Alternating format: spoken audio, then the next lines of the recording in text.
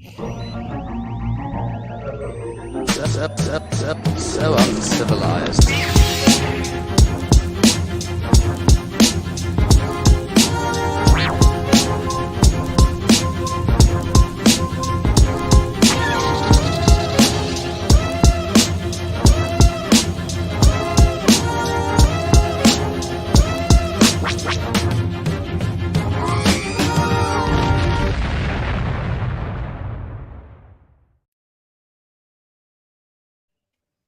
Greetings and welcome to the 1/6 Scale Man Proudly presents another episode of Uncivilized Scoundrels. So glad to have everybody here with us.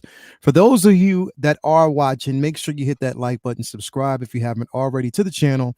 On my way to 4,000 subscribers. I think I'm actually about 230 away from 4,000 subscribers. So if you can definitely help me get there, would appreciate it. So make sure that you subscribe, hit the like button, hit the notification button to let us know that you are basically here, especially if you want to know and find out when the next piece of material is dropping. Make sure you do that. Also, become a member of the Figure Flex Friday Facebook group, especially if you're a collector amongst us. You want to get those collection photos in, some of your art photos, you know what I mean, taking photos of your figures, like any type of figure posing photography that you do, submit it over there, because like I said, you have a chance to basically win some great prizes, some great things coming. So definitely you want to head over there as well. Would appreciate it. And again, shout out to everybody who has been supporting from day one and have been on along with this ride. We do appreciate that. But yes, I know why you're here. It is Thursday night, Uncivilized Scoundrels. So glad to actually have you here with us. Again, we are going to be talking about the first two episodes of Ahsoka. Very excited about this one. Very excited about what I'm seeing. And when it comes to Star Wars, I'm not hard to please. I have to say that. I'm just biased. I love any and everything Star Wars. I'm very accepting. I mean, even with the sequels, I find certain things, even if there's certain things I don't like, I'll find certain things that I do like that gives me hope for the future, because that's what it's all about. Expanding the future, expanding the franchise. Hopefully we see more. And the only way that we can see that is if it gets that level of support that it needs. But anyway, definitely I'm excited about it. But again, I can't do this without bringing in the clan that helps hold this show down all day, every day. We have everybody in here with us. What is going on with y'all, man? How y'all doing this lovely evening? What's up, good people? How y'all doing? What's happening, y'all? What is happening? What is happening? Definitely, man. So so glad to see everybody here. How are you? How's your evening? I'm doing well. It's always a good evening when I'm here talking about Star Wars with you fine people. Oh, thank you so much for being here. You see her eyes when she said "you fine people"? Yeah, you see that? she done lit up, man. You already see that. You saw that, definitely. And also, man, what's up to the man who lacks the cinema experience himself, El Professor, who hasn't watched a lot of movies? How you doing, bro? You good? Bro, check this out. I actually, during the weekend, knocked one of the movies down, man. You want to hear what it was? What is it? What was it, bro? From Dusk Till Dawn. Finally, I'm just happy you watched it, bro. It's about. Yeah. So did you see yourself in that film? No, you didn't. No, you guys are all stereotypical. No, man. No. You didn't see. They went further out. Yeah, but I would have loved to. I would have loved to have been a part of, bro, something before. It doesn't matter how far they went. It was still the Tijuana experience, bro. It doesn't matter. No, how far it wasn't, dude. I'll take you. I'll take when you come back here. I'll take you, bro. It was because we don't got vampires. We don't have cheats outside. Freaking no. It doesn't matter. It's the sentiment of the actual the film itself, bro. It had Mario written all over it, bro. It was dangerous. It was sexual. It was sticky. And that's the way Mario likes it. Pause. Exactly. You're not wrong. My guy. See, exactly. May the pause be with you. That's may the pause be with. Exactly. Pause wars. It's pause wars, because that's Space how pause. Mario likes it when it comes to his trips. Isn't that right? Space pause. Sure enough. Anyway, bro, thank you for being here as always, man. What's going on, Vin Dog? You in the building, man? What's going on with you, brother? Chilling. I am excited for this weekend. I got a con at the local Harrisburg Comic and Pop Con, so I'm excited for this one. It's in my hometown, so I don't have to travel. So that's dope. I don't have to like worry about hotels or driving back and forth. So I'm looking forward to it. Just finished up an Ahsoka piece today. You can check that out on my socials, and just looking forward to talking Ahsoka with everybody. I was super hyped. There you go. I appreciate it, man. Ooh wee! Look at Yeah, that. man. Yeah, I've been long overdue of getting an Ahsoka piece done, and I was looking for like this pose that you see here that I wanted to do for a minute. When we were at Comic Con last year, I actually had a few cosplayers hit that pose for me, so I could get some different you know, uh, ideas and Ideas, inspiration, stuff like yeah, that. some inspirations. Fan of a lot of cosplayers' work. Went into this, so yeah, man. Excited for this weekend, and definitely excited to talk Ahsoka. Appreciate it, AJ. Thank you, Toy Quest. So yeah, man, that was fun. That's a mixed media. It's a lot of pastel color pencils, Copics, and yeah, just I was fun. Had knocked out this week, and I wanted to have it done before the show on Tuesday, but life was life, and so you know, all good. Other than that, I can't wait to dig into it. There's a lot to unpack and break down.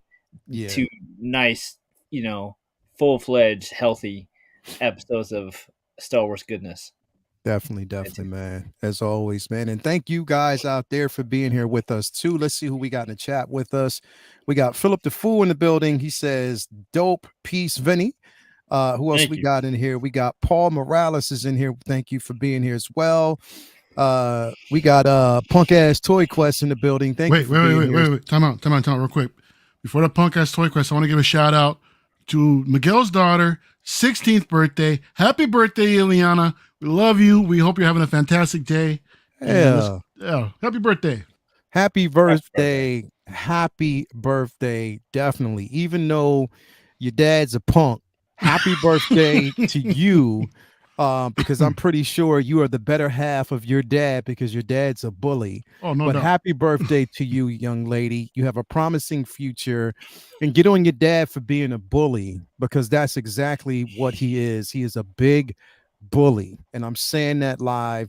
Toy Quest Miguel is a bully, and he basically feels as though just because he has the perfect shaped beard that he can actually go around treating people like slime. And I'm putting that out there right now. Toy Quest is a bully. How dare you keep putting memes up of me, and I didn't do anything to you. I'm an innocent bystander, and you continue to put these memes up and just bully me out of nowhere.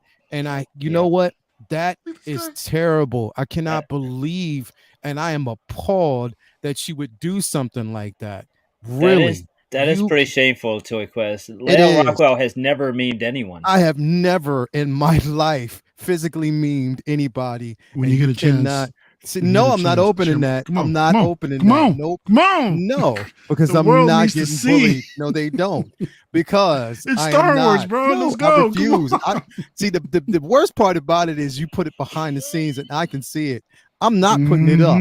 No, because I'm not giving him that much credit. But you know what? As a matter of fact, I will, because I want everybody to see how much of a bully this dude is. You see this? Yep. That's what I'm talking about. This is the stuff that Toy Quest does. That's fine. Dude, tell me that doesn't look smooth. Tell me that doesn't look smooth. Nah, man. Come on. Look at this, dude. Man, see. Yo, look at that. You even you're like, hell yeah, I'm on the tauntaun. That's right. Toy Quest That's right. does. It's the stuff Y'all that need he anything from the basically store? does. And then on top of that, you out there, everybody out there is perpetuating his tomfoolery by laughing. So all of y'all moms right now, because literally you are perpetuating this man to continue with the tomfoolery and the bullying. And I will not stand for it anymore. The tauntaun foolery? The tauntaun foolery. And I will not stand for it. I am appalled, just to let y'all know. So yes, anyway, I'm not giving this man any more attention. Let's go through and see who we got. Philip the Fool in the building. Who else do we got? Ren's Talent Tino. He says justice for Lael. Definitely. Thank you for that. Yeah. Blazing Asian in the building. Doctrinator, my God, a Booty King is in the building. Daryl Smith is in the building. Big Dog Pound 1. Thank you for being here, bro. Who else? We got Paul Morales. We got Jedi Chris is in the building. We got let's see here, the best Gar Kid, aka Human Leg Day. Who else do we actually have in the building? Collected Joey, AJ, my man AJ, Scale Down Shenanigans is in the building. We got Evangelium in the building. Thank you for being here. Force is in the building. Thank you for being here as well. Who else did we have in here? Was Lewis Libitz, Zoe's. Who else do we have here? Aaron Collects is here with us. Blitz 00 is in the building. Thank you for being here, bro.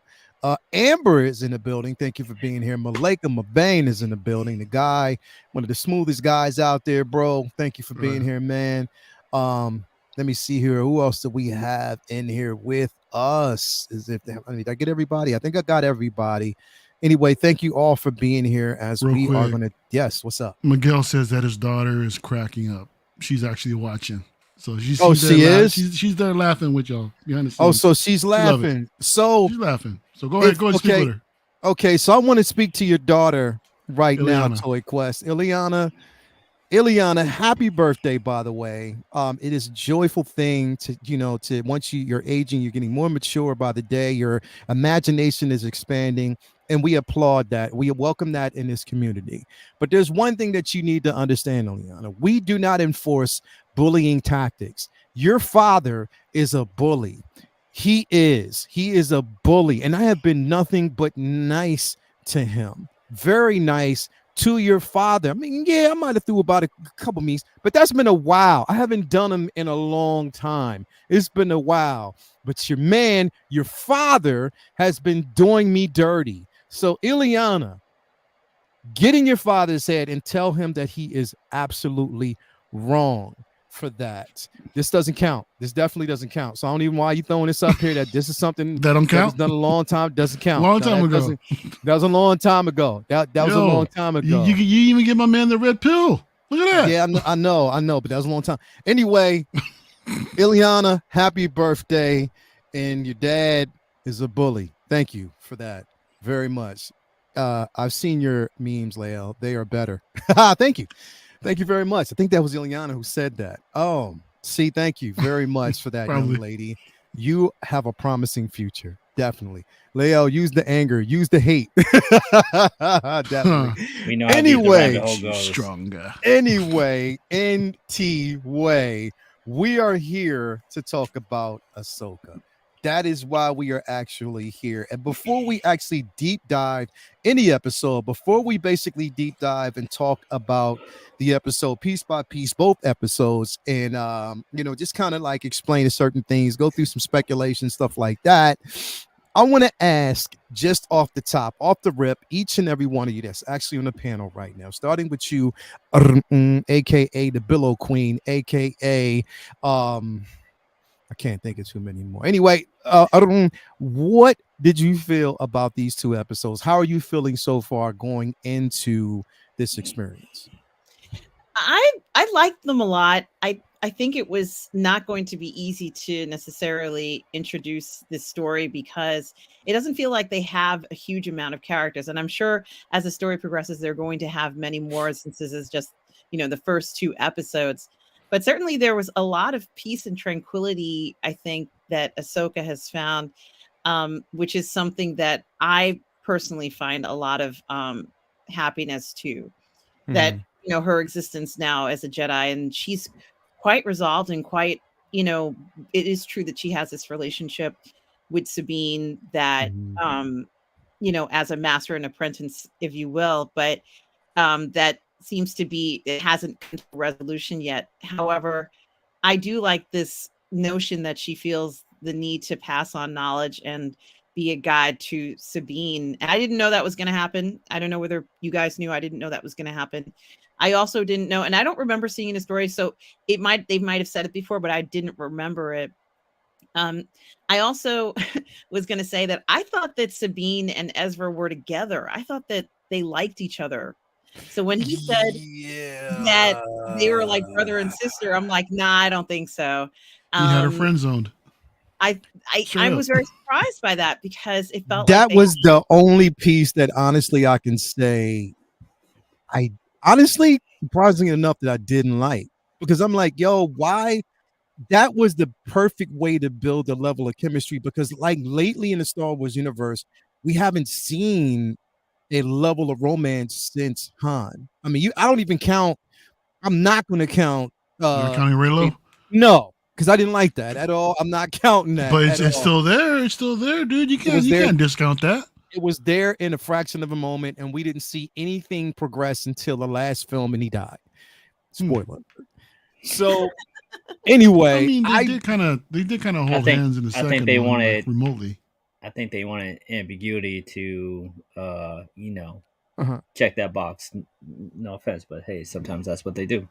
Yeah, but I mean, I just think that this was an opportunity. However, depending on the narrative and where they're going, because again, there were certain even aspects of Rebels that did give you an inkling that, you know, they were just like a brother and sister type of camaraderie.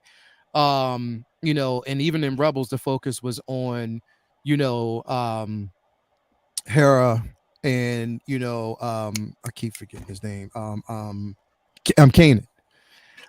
So definitely the focus was on them two, but with Sabine and Ezra, it wasn't as heavily implied, but there were certain elements that did make you think that there was some type of relationship, you know, to kind of piggyback off of what you were saying. Yeah, definitely. So that kind of, I thought, well, maybe we are learning a little bit more about how, since they decided to go there with the relationship part, maybe he even left that message as a point where he felt things were uncertain and maybe she didn't really like him. You know, it doesn't necessarily mean things were set in stone, that they were not together. Maybe he got the impression that she thought of him more as a friend. And as you all have said, you know, that she friend zoned him. So he says, okay, let me go ahead and make the best of this. We're like brother and sister. But, you know, who knows, more things could happen. But it felt like there were sparks there. I personally love to see a romance between the two of them. And I also, you know, I think I had to kind of like, I remember when they first started talking about what the Ahsoka series is going to be like and how it was kind of going to be like samurai style. And I think they did have certain elements of it. Tone and the sound of it did sound that way. But one of my favorite parts of the first two episodes has to do, and you guys also let me know if I had missed this somehow, finding out that that Lizbeth is a Night Sister. Now, I don't remember hearing that before, but when I heard that she was a Night Sister, I can't tell you the smile that went across my face. Me too. Yep. I understood now. This was what makes it interesting, is seeing that interaction between Lizbeth and her when she gets captured by Ahsoka, and the level of understanding between them. And it's like the reason why they're looking at one another so intently is because she's a Night Sister, and of course Ahsoka knows this. So, but we as the observer don't know it at that point. And it's absolutely scintillating. I love the Night Sisters. I think that was interesting. She came from a place where they destroyed every part of her world, but had no idea they were talking about. I'm assuming it was Darthamir or some planet like Darthamir, but it's just incredible. Yeah, definitely.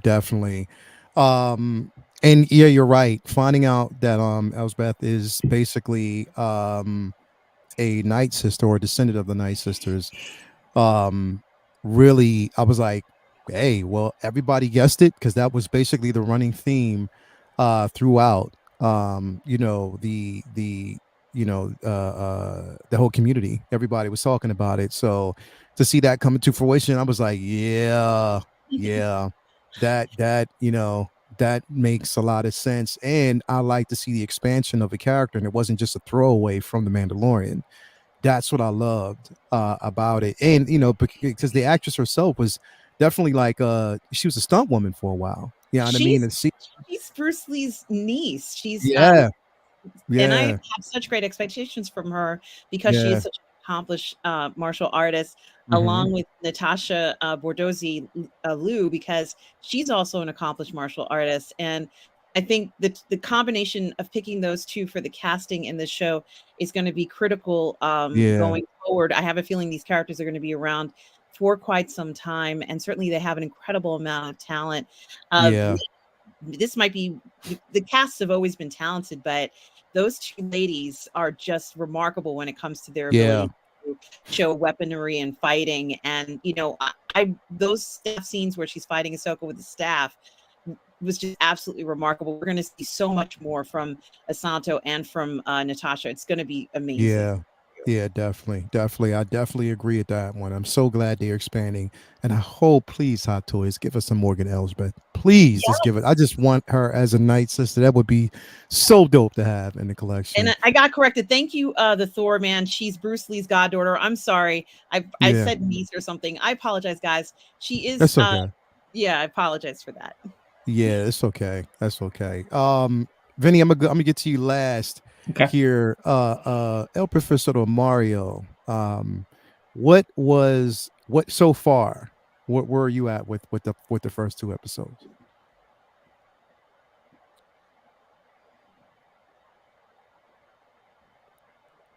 Good.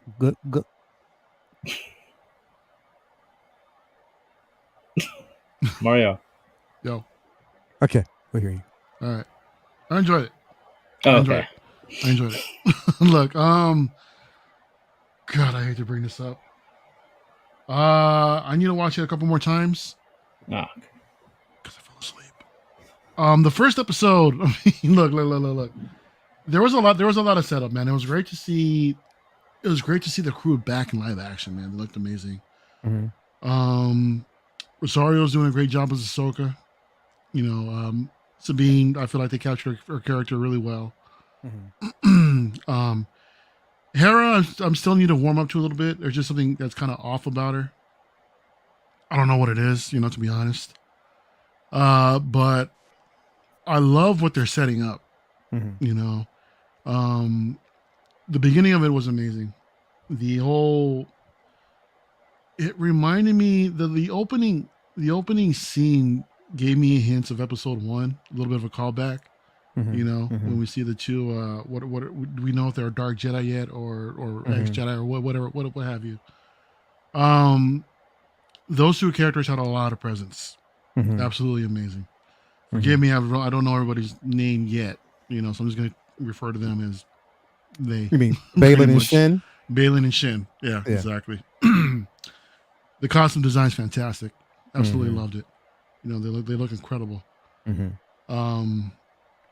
I just felt the pacing was a little bit for me was just a little bit slow, but that's why I said I need to go back and watch it again. I'm not knocking it, and it's a great story. But so far, I'm loving this setup. It's got, I see Filoni's signature all over this thing as well.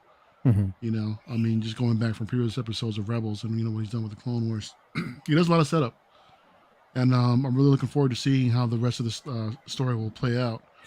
Are we talking spoilers here? Or are we just talking general impressions? Oh, we're talking everything right now. We're gonna definitely jump into spoilers. We'll get there. So just general thoughts. Like I said, I really did enjoy it. I'm looking forward to the rest of it. I'm so glad it's on a Tuesday night at 6 my time.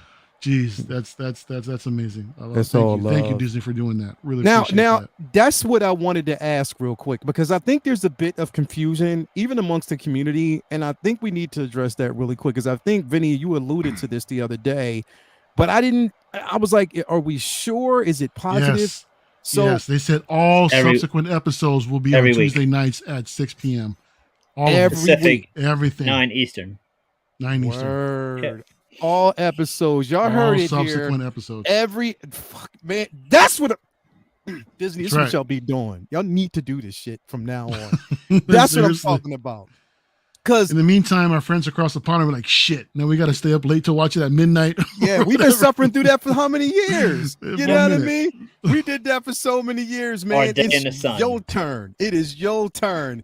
We get to watch it when it drops and at a reasonable time. So I am definitely all in. Tano Tuesday is it? And I think they probably did that because it is called Tano Tuesday.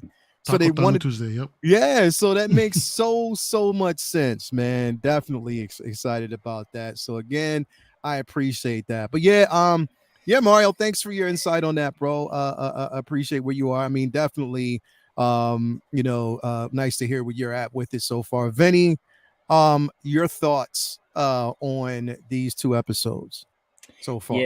Yeah. Just to recap thoughts, I have like a lot more detailed thoughts that we'll get into in a minute, I'm sure. But I love the opening night, so to speak. The first hour was phenomenal Mhm. and breathtaking. I honestly, to be perfectly honest with you, I wish Filoni had did both episodes because that first episode I just feel was so much stronger than the second episode, and the second episode was good. It just set the Mhm. bar really high, and I Mhm. felt like the pacing was just better in the first episode, Mhm. and but both episodes set up a lot of stuff that will pay off as the season goes on, regardless of how you felt about the pacing, because obviously, like with any show Right. like this that's debuting, they have to get all their characters set up and storyboards in place.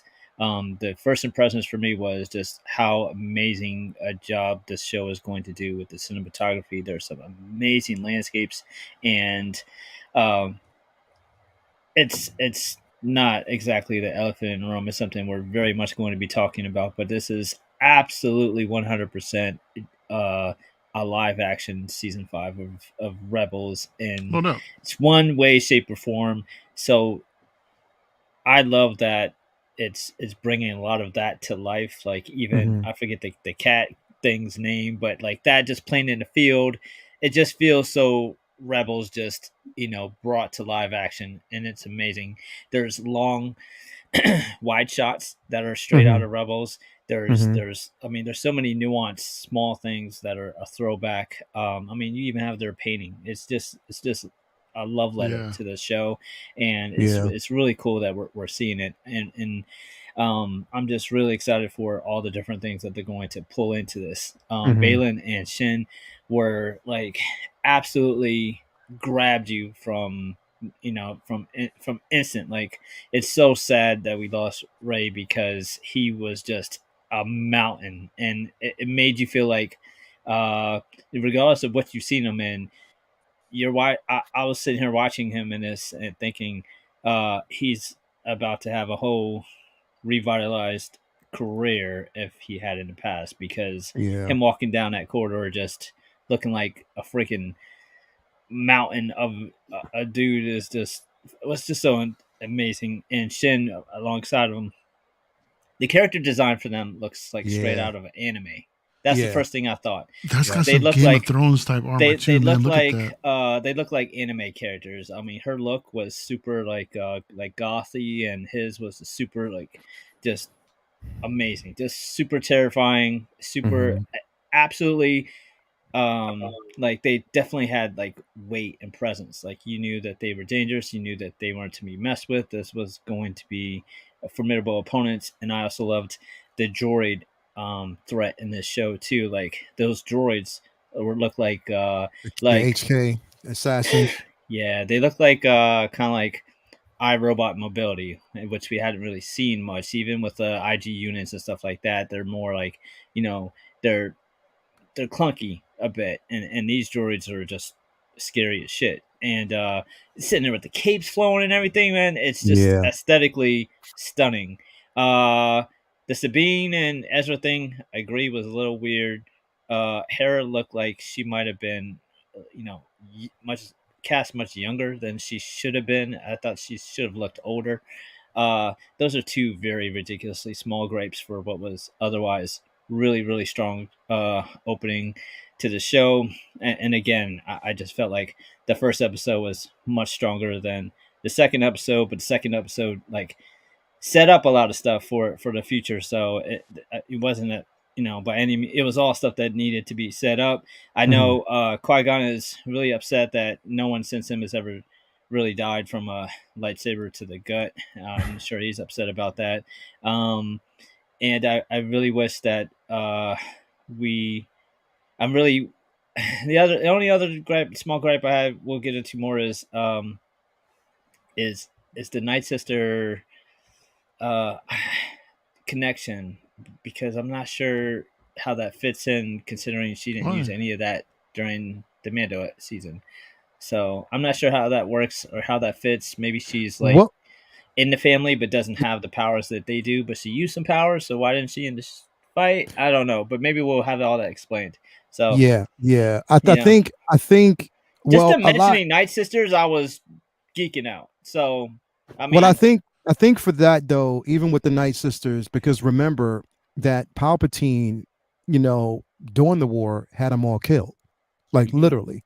You know, it was basically an assassination, killing all of them, just like completely murdering. So they were down by the numbers. So at the time, even those who were descendants or even those who were, you know, Night Sisters at the time, hit it their was power. very scarce and it was quiet and they couldn't really do too much. You know what I Yeah, mean? It was like hiding, not really knowing whether or not, you know, who could still be living that way or someone who, you know, would want at that time to, you know, to completely take you out, you know, right. had they found out who you really were. So I think it was for her. But honestly, I believe that you know, Ahsoka knew. She knew who she was. You know what I mean? But there was just no mention of it because at the time the narrative didn't serve it for that show. But going into it, I'm just glad to see that they're expanding on the actual character. And you know, we're seeing that, you know, evolution of the character itself. So I'm just excited about that aspect. I mean, for me, the show so far is off to a great start. I actually, you know, for me, I love the pacing, and the reason why I love the pacing as much as I do, is because it allows me to invest more in the character development. I get a chance to see the characters and where they're going and to get information about it. I get a chance to learn more about the story. That's why I'm glad it wasn't heavy on the action the first two episodes.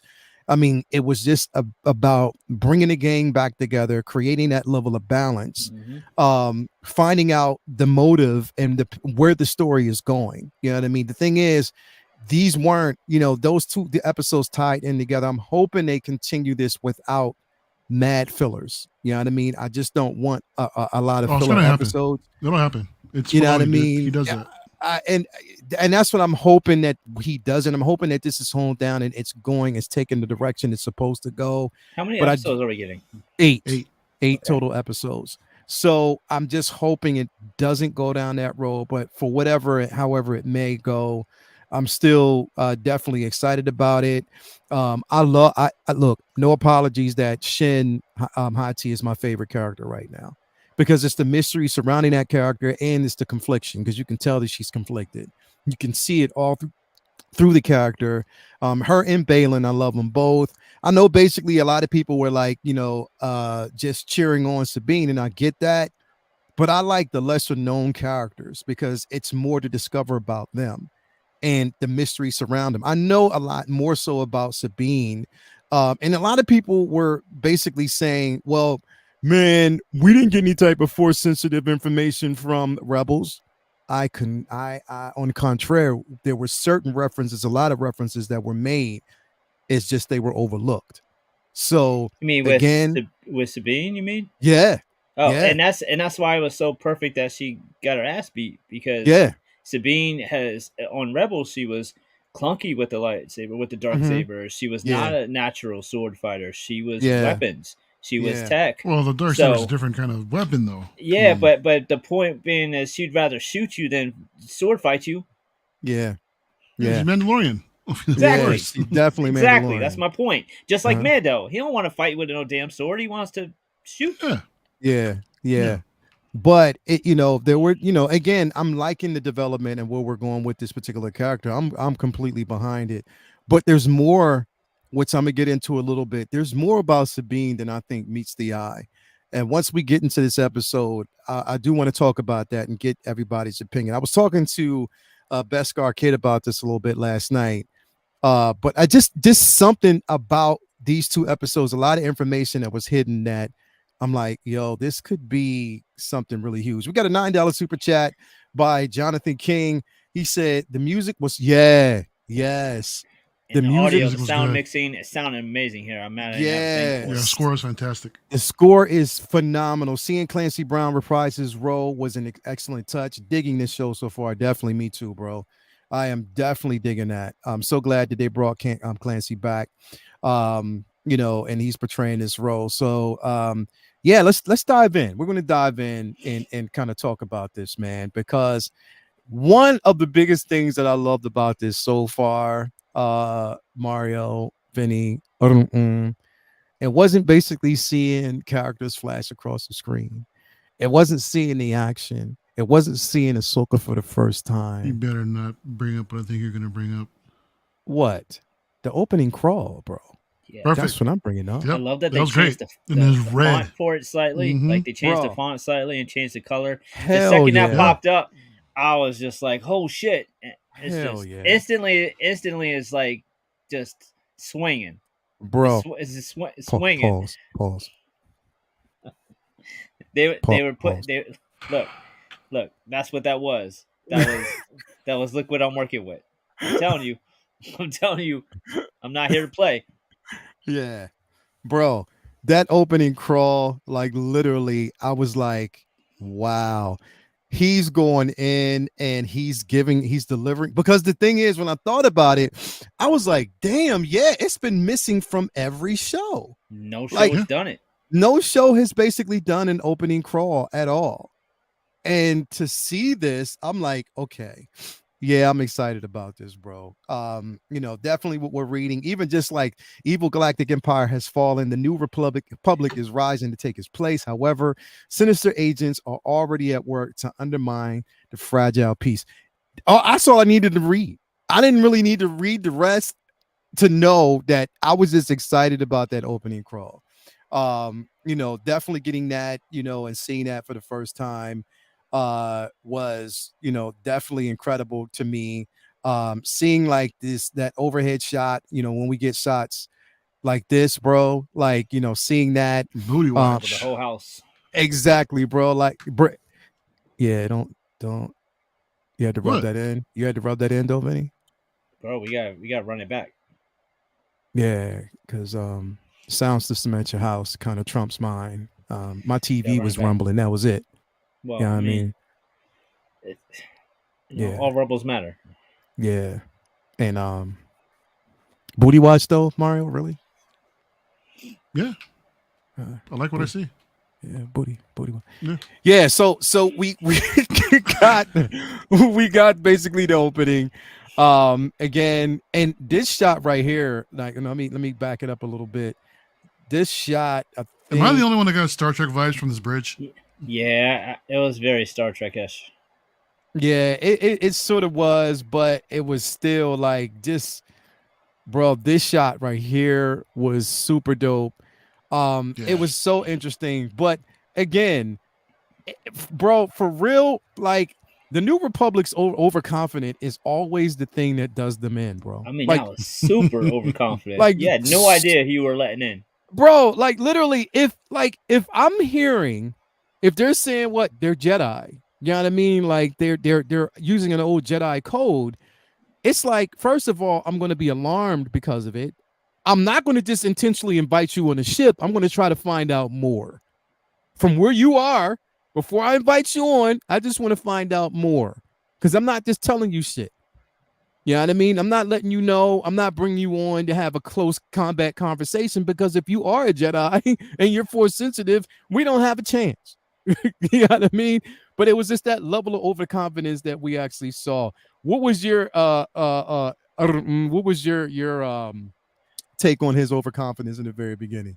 Well, that entire set reminded me of something like from Space in 1999, which is fine. It didn't necessarily have the full on vibe of Star Wars for me, but it didn't really matter because it's supposed to be sort of like a new era, and I'm fine with that. Like it kind of fits into it. They've got new uniforms. They've got a whole nother thing. It's business as usual for these guys. They're not investigators. They don't necessarily or too confused or want to get involved in the minutia of stuff.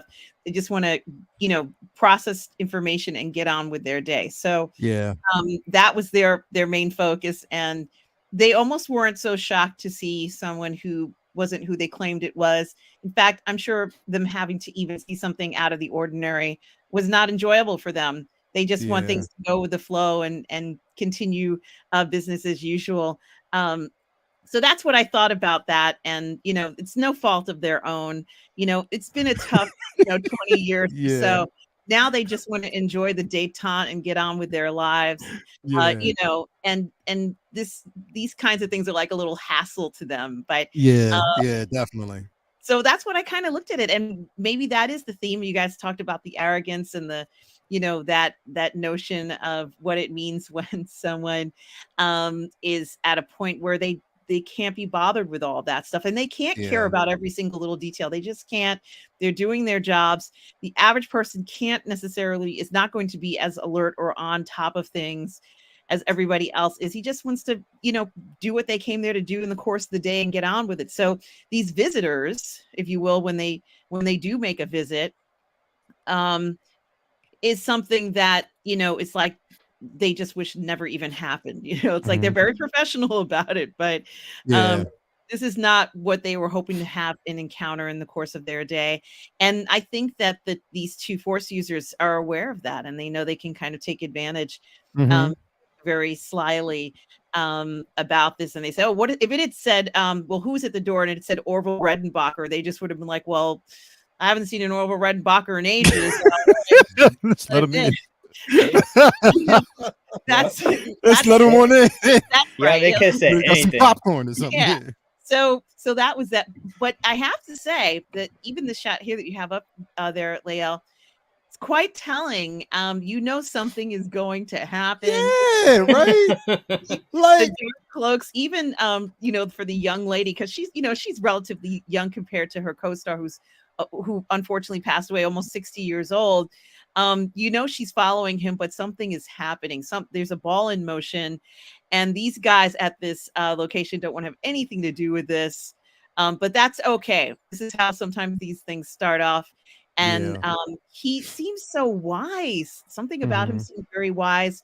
And I kind of like characters where they come in and it's a little ambiguous about him. I don't know whether we are supposed to like him or not. And that's why what makes it even more fascinating is since he left towards the end of the Clone Wars around the same time that Ahsoka more or less left the Order, it is quite fascinating that they have kind of a similar situation when they left, let's say, the Order, so to speak. Yeah. So that is also very fascinating and, falls into this kind of ambiguous, not so surprising comment of saying we're not a Jedi. It's very funny because, of course, Ahsoka had said that for so long. He does feel very wise and ominous, doesn't he? Look at him. He, something's going on and you can't do anything about it. He's a force to be reckoned with, I think. And like I said, I can't quite place whether he's good or bad. I mean, I know she has a red lightsaber, but I'm not totally convinced. Orange. They said it's like an orange type of, in between. So it's like, he said they're not Sith, they're not Jedi, they're in between. They're like just dark Jedi. That's what the label was for it. But the what the intentions are isn't really, you don't really know yet. And I like that ambiguous type of flavor. You don't really know what's going down. Yeah. I also want to say something else. Vinny had mentioned how this was revitalizing Stevenson's career, and I think you're right, Vinny, because Vinny, he had just starred in one of the highest grossing films of all time in India called RRR, and there was so much interest in him. It really was like he was right on the cusp of something. He was dope in that too. Yeah, reflecting here in this episode, even like kind of the art imitating his life a little bit. It is quite interesting looking at it from that point of view. Yeah, definitely. Toy Box says has a nice radio podcast voice. I'll also listen to some audiobooks. Oh, thank you so much, Toy Box. Such a pleasure to meet you. Thank you for the kind words. You do got an audiobook voice, though. You do. Thank you. You can do like an audiobook. Like you know what? You can do Alexa. You could. You got an Alexa voice. Alexa, what's the time? Well, you don't set off everyone's Alexa right now, dude. Right? Oh, I should try that. Alexa, what time is it? It's 10:20 p.m. Hey. Trying to let everybody out there know that would be dope.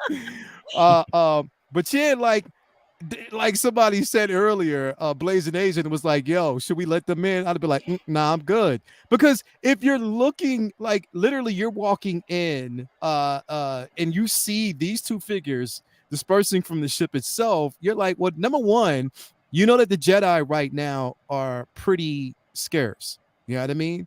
Like they're pretty scarce right now, even though, like I said, the Republic is trying to reform. And basically the empire has at this particular point is non-existent, but there's remnants out there, and they're trying to reform some of those officers. But you still know that the Jedi right now are very scarce. There are not really a lot of them out there. You know what I mean? So to see this automatically pop up with no notification, because I'm pretty sure there would have been some type of clearance higher up if they were coming to visit, like with no directive, you're just going to let somebody in because you're curious. You want to call their bluff. So you're like, yeah, just come right on in.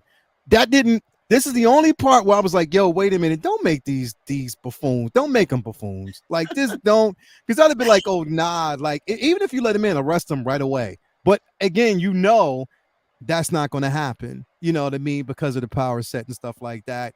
But I got to say, they look magnificent, Vinny. Like, definitely seeing them. And Shin is a boss, bro. Like, literally, no words. As soon as he said it, she knew what her position was. She knew exactly what she had to do.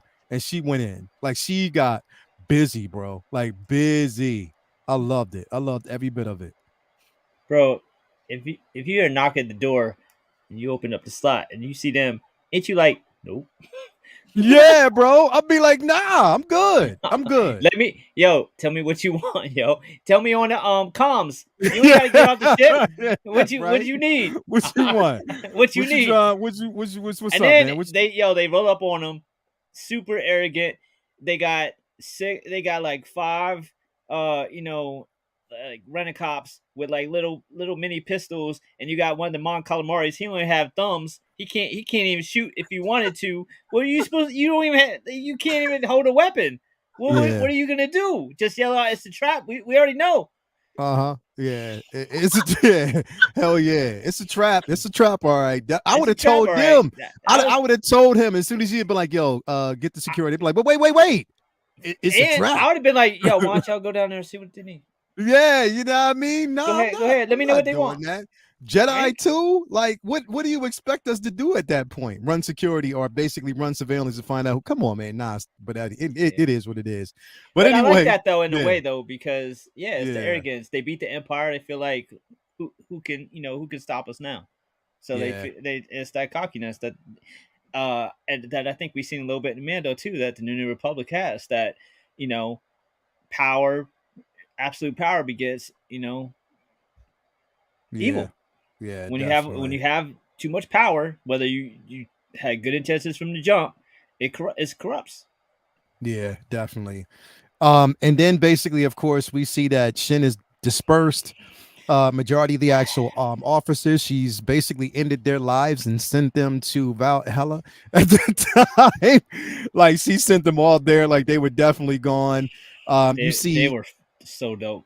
It was, bro. Like, and then you see just Balin, bro. Like when he's going through and has his Vader moment, Mario. Like it was so remnants. It was just like taking it side by side shot of that. Now, even though we know the Vader scene is the most iconic. That it hands down most iconic scene from Rogue One. But just seeing this scene and look, bro, his dominance is just chef's kiss, bro. He definitely portrays that dominance, and like I said before, he has that presence to pull this off, on screen. Mm-hmm. And he just did it. He just did everything so effortlessly. You know, he came in as a straight up G, while his girl, on the other hand, was just straight ruthless. Open. You know what? I really love that touch with the Padawan braid. As well. That's a cool touch, man. Giving there's a little bit of Jedi still there, in a sense. But she just went straight up.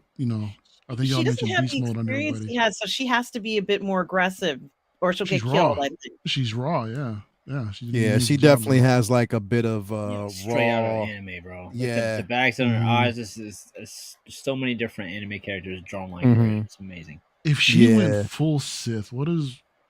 No, never mind. I shouldn't say it. She'd be Yeah, amazing. Go see She'd be it. amazing going full Sith. I said she would be amazing being full Sith. yeah, would. but she would. And that's the thing. Like that's why like I'm gravitating to this character because of the conflict. And the thing is, it's like part of me is leaning because I don't want a tragic death for this character. I want to see this character explore, but I would rather see the character stay in that space where you're not dark, you're not light, you're just in this particular space trying to figure things out. You know what I mean? The internet really surprised me with their reaction to her. Everywhere I go, everyone's saying, "Oh, I think she's gonna flip and help Ahsoka or turn light, and she's gonna twist." No, please And don't. all because she kept man. questioning Balin's orders. But to me, it looked like she was just like the Anakin or the Obi-Wan role in Phantom, where she's young and questioning authority because Yeah. that's what Mhm. teenagers or young people do. They think they know it all, and everything that they're told, they have to second guess. That's Yeah. how it felt like to me. Yeah. I I could probably don't. see her. I could probably Yeah. see her like betraying Balin and going full Yeah. dark side. Yeah. I can see that happening. I can see a betrayal because if anyone is questioning their space right now, it's Balin because he was once a Jedi. Mhm. So you can tell that there's conflict with him right now. He's just taking on that mercenary type of role right now because again, it's a paying gig and it's also keeping him alive, at the moment. But And I love it, that it's subtle. Like they're not like over the top evil. Like they're not super, like Palpatine or Maul. Like yeah, they're like, they're just serious yeah. stuff. Because bro, like if you think about it, like Balin was trying to give him a chance. If y'all had just let him go past, it'd have been like, okay, give him a chance, take what you got to go, and just leave. You know what I mean? But as soon as he said, "Let me show you our identification," on sight, her lightsaber lit up and she was ready to go. She didn't ask no questions. She was just fucking people up. Like it was just not on sight. Swipe, going and just trashing through. She didn't. The thing is, bro, if you watch, she didn't even look back once. She didn't. She just kept going down the hallway doing exactly what she needed to do. And I just love that calculated strategic, not even strategic, but like just so cerebral with her movement, which is what makes this character extremely good. I'll watch her career with great interest. Great, right? Definitely. We see Balin actually going down the corridor. And he basically finds Morgan, freeing her from captivity at that point.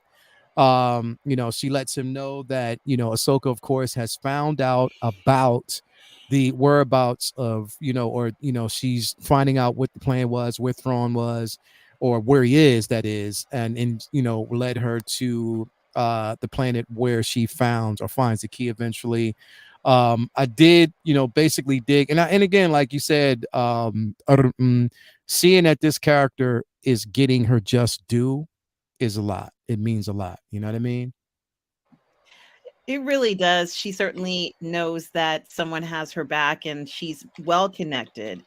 And this notion of her having, I mean, it's not with a small assumption that she had a Beskar spear to say that she wasn't well connected. She must have been well connected to have a weapon like that. And not only to have the weapon, but think that she could bargain getting Ahsoka out of her hair because I think the last thing that she wanted to do was to have Ahsoka approach her, knowing very well that Ahsoka knows her abilities. So, Ahsoka might know more about Lisbeth than everybody else does. I guess, of course, now we know more, but certainly at the time when we saw that confrontation, there was something going on between the two of them. And when they approached one another, it didn't look like an ordinary fight.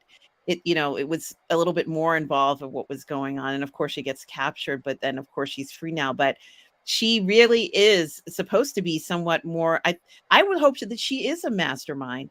If she's not on Thrawn level, she's got to be on some level because she's certainly deals with a lot of heavies and she's incredibly important. She's been helping this operation run while she's been on the inside. Yeah, definitely. And Like, well connected she is. Yellow is the new black, or what would you call it for prison? It's like you said yellow's a new black, right? It's like she's been running it from behind the scenes. I think, you know, she knew Yeah. the core had been delivered. She knew a lot for someone who was behind closed doors, so to speak. Yeah, definitely, definitely. The next scene is where we basically find Ahsoka roaming through that old temple. And this scene right here, it definitely gave me like a Kurosawa feel to it. You know, the lone samurai basically roaming through the desert and stuff like that. Like this was such a dope look. And I love the ruins and how it actually looks. You know, of course, she's gotten, you know, again, a lot of, and here's what I've seen online as well. A lot of people were saying that Ahsoka is a little bit more, she's almost too stern, more serious. And I'm like, well, she's older. She's seen a lot. You know what I mean?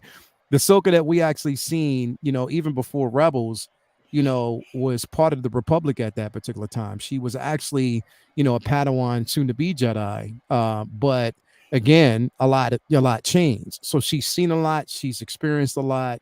She's lost a lot. So of course, with that age, becomes a lot more wisdom. She's a more stoic. She was But kind I of like think this during Rebels too, from what I remember. yeah, exactly. She was a lot like this during Rebels. She wasn't, you know, that, you know, happy-go-lucky character that we've seen. Yeah, It was progression in that character. She aged, you know, she was a bit more serious. She knew what her objective was. Even how she was, you know, in season 7 of Clone Wars, bro, how she was towards Anakin. She was serious as hell. You know what I mean? No definitely. nonsense. Definitely Yep. serious type of person. So I mean, again, I mean, I like the evolution of this character, but I also think that going forward, we're going to see, you know, even some changes in her. Like she's going to learn a lot more. She's going to experience a lot more. You know, and finding out, you know, even more about herself. But anyway, she gets inside of the actual temple. I loved that scene where it's a harking back to uh Clone Wars. You know, when she takes the sabers and slices through the actual platform, creates a circle with the Force, using the Force. But I definitely love this scene, and I think, you know, Rosario, number one, she's doing her thing, but just the mannerisms of Ahsoka, you can tell she's doing a great job. Vinny, what did you think about this so far? At first, I can't front. I had this dumb thought, like, you just ruined the temple. Like, how you gonna put that back? Like, you couldn't look for a door. I And know she she was has a just like, force, right? I mean, that was like I'm sure it was just like a, you know, ancient historic, you know, it's a landmark, and she Mhm. just sliced on through. But you know, she's a, you know, she does what she wants. That's cool. They destroyed it later, so I kind of like, you know, I made it okay. But Yeah. it was very reminiscent of, like, you know, God of War, Tomb Raider, Prince of Persia, all those, you know, Indiana Jones, Uncharted, all that kind of stuff where you had to solve like some kind Guardians of of the Galaxy. puzzle, Yeah. yeah, some kind Yeah. of Yeah. puzzle in order to get the thing. So there's there's a lot of lore with Jedi and Sith of ancient temples resurrected, you know, erected like thousands of years ago with stuff like this in them. So I love that they're slowly touching more on that in live action. So I like that, you know, that was integrated into the show here, and I thought it was cool. It was showing the you know, they're going to show her action and her, you know, physical prowess, and they're going to show her intelligence and her wisdom too. So I like that they're showing a more, you know, well-rounded Jedi who has, you know, a lot of things she brings to the table. We were talking before about her, you know, her disposition, and like you seen it with dealing with Sabine. Like she wasn't all happy. Like she was pretty snarky with her. She was like a frustrated, angry parent. You know what I mean? So that it just makes sense because there's so Yeah. much of Anakin in her. Like that's Mhm. part of why they work so well as a team, because Yeah. she was rebellious and arrogant uh and, you know, cold and all those stuff too, but that just was always outweighed by her light and, you know, innocence and good. She just had that like dark side too when she needed to use it. She was just able to control it better than Anakin was able to. So I love that well-roundedness of her character, and we see that throughout the first couple episodes, and I like the cinematography, the set pieces for this scene here was incredible, and yeah, like Uncharted, Tomb Raider stuff, it was amazing. But yeah, it was cool watching her, do some puzzle solving and get the get the key and then all hell breaks loose. That's always the way it goes, right? It's one of the oldest tropes. Like once the hero gets the treasure, then all of a sudden the bad guys were just there, like waiting in the cut behind the wall, waiting for you to solve, break all the booby traps, so that way they can come and get the prize from you after the good guy finds it. Mm-hmm. Yeah, definitely. Yep, Fifth Element too, Blitz. I'm sorry to interrupt. Is Okay. this a holocron of some kind? It's no, it's sort of like a star. It's like a star map almost. So basically, in a sense, okay. So I don't know. Have you played Knights of the Old Republic? No. Okay, because there are a lot of subtle references to that game in this show. Not even just with the HK Assassins, but just the it's sort of like a star map. It's a guide. To it's like a key, a portal, like a certain key that you unlock to find different galaxies. It points you in a certain direction. You can kind of it's like a locator. Isn't that kind of like what Kylo Ren had at the beginning of The Last Jedi? Like that similar. That wayfinder. Yeah. It's like a wayfinder that he basically has. Sort of like that. Sort of in a sense. That was like a Sith type of device. This is more like a Night Sisters device that they basically use to kind of pinpoint. But the beauty of this whole thing is that in order for this thing to work, and the requirement for this to work sufficiently, is that with the Night Sisters, there's a rule of 3. There's 3 that are set apart, 3 to help guide and open. So basically 3 in numbers. There's, again, when we look at that, I think it's like the 9 pillars. There's 3 sets of 3s in the 9 pillars. So basically 3 Night Sisters are basically needed. Now, mind you, we only see one in this show, which is Morgan. But in which she was I want to bring this up later because I wanted to pay attention to this, because when she got it in hand, she was able to successfully unlock it using the Night Sisters' power. But there was somebody else that did it as well, and I'll get there. I'm just saying somebody else did it as well. But it's important to kind of like think about that, especially when Ahsoka had to align each pillar for that to actually open. It took 3. So again, also the 3 pillars that sat outside, also where Morgan was, there were 3 pillars as well. So there's a lot that goes into this, that like they're giving you like certain cues, but she gets this again, this, we're just going to call it basically a key in a sense. But then she tries to actually contact Hu Yang, but then she's basically confronted by the HK assassins that were dispatched by Morgan, which they looked super dope. Incredible. When she came out that hole and you just saw one standing, that cape flowing, and I was just like, oh shit. Yeah, bro, with the cape just flapping and it was just standing there. Like it was just like definitely a Western trope. Yeah, you heard me pause. Yeah. But it was just again, so dope. It was just like that entire scene, seeing her basically jump back in the hole, pause, and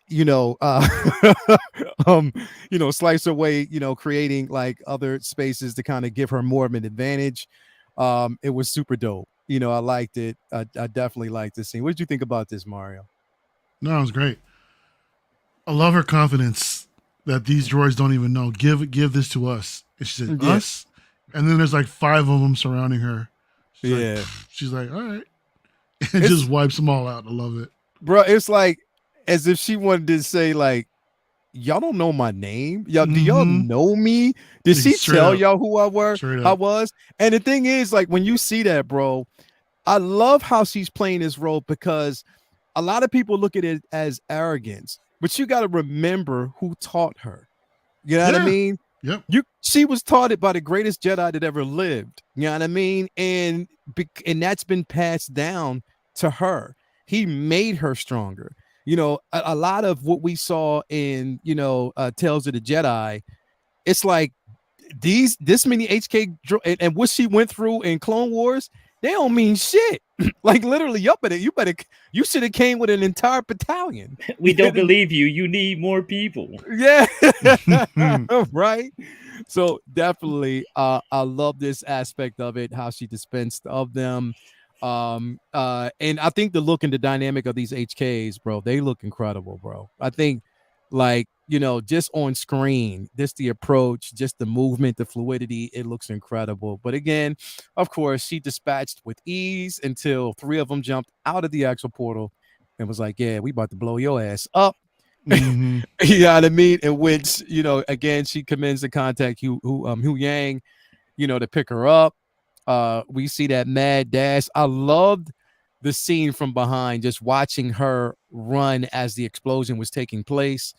I think that looked really good. The pacing of that was, you know, incredible. Starting off, you know, just this episode with that was good. Then, of course, she gets on the ship, and who are we introduced to? Hu Yang. Hey. Got Hu you all Yang. in check. I want to know Yeah. what kind of Oppenheimer ass self-destruct mechanism them droids had, because Right.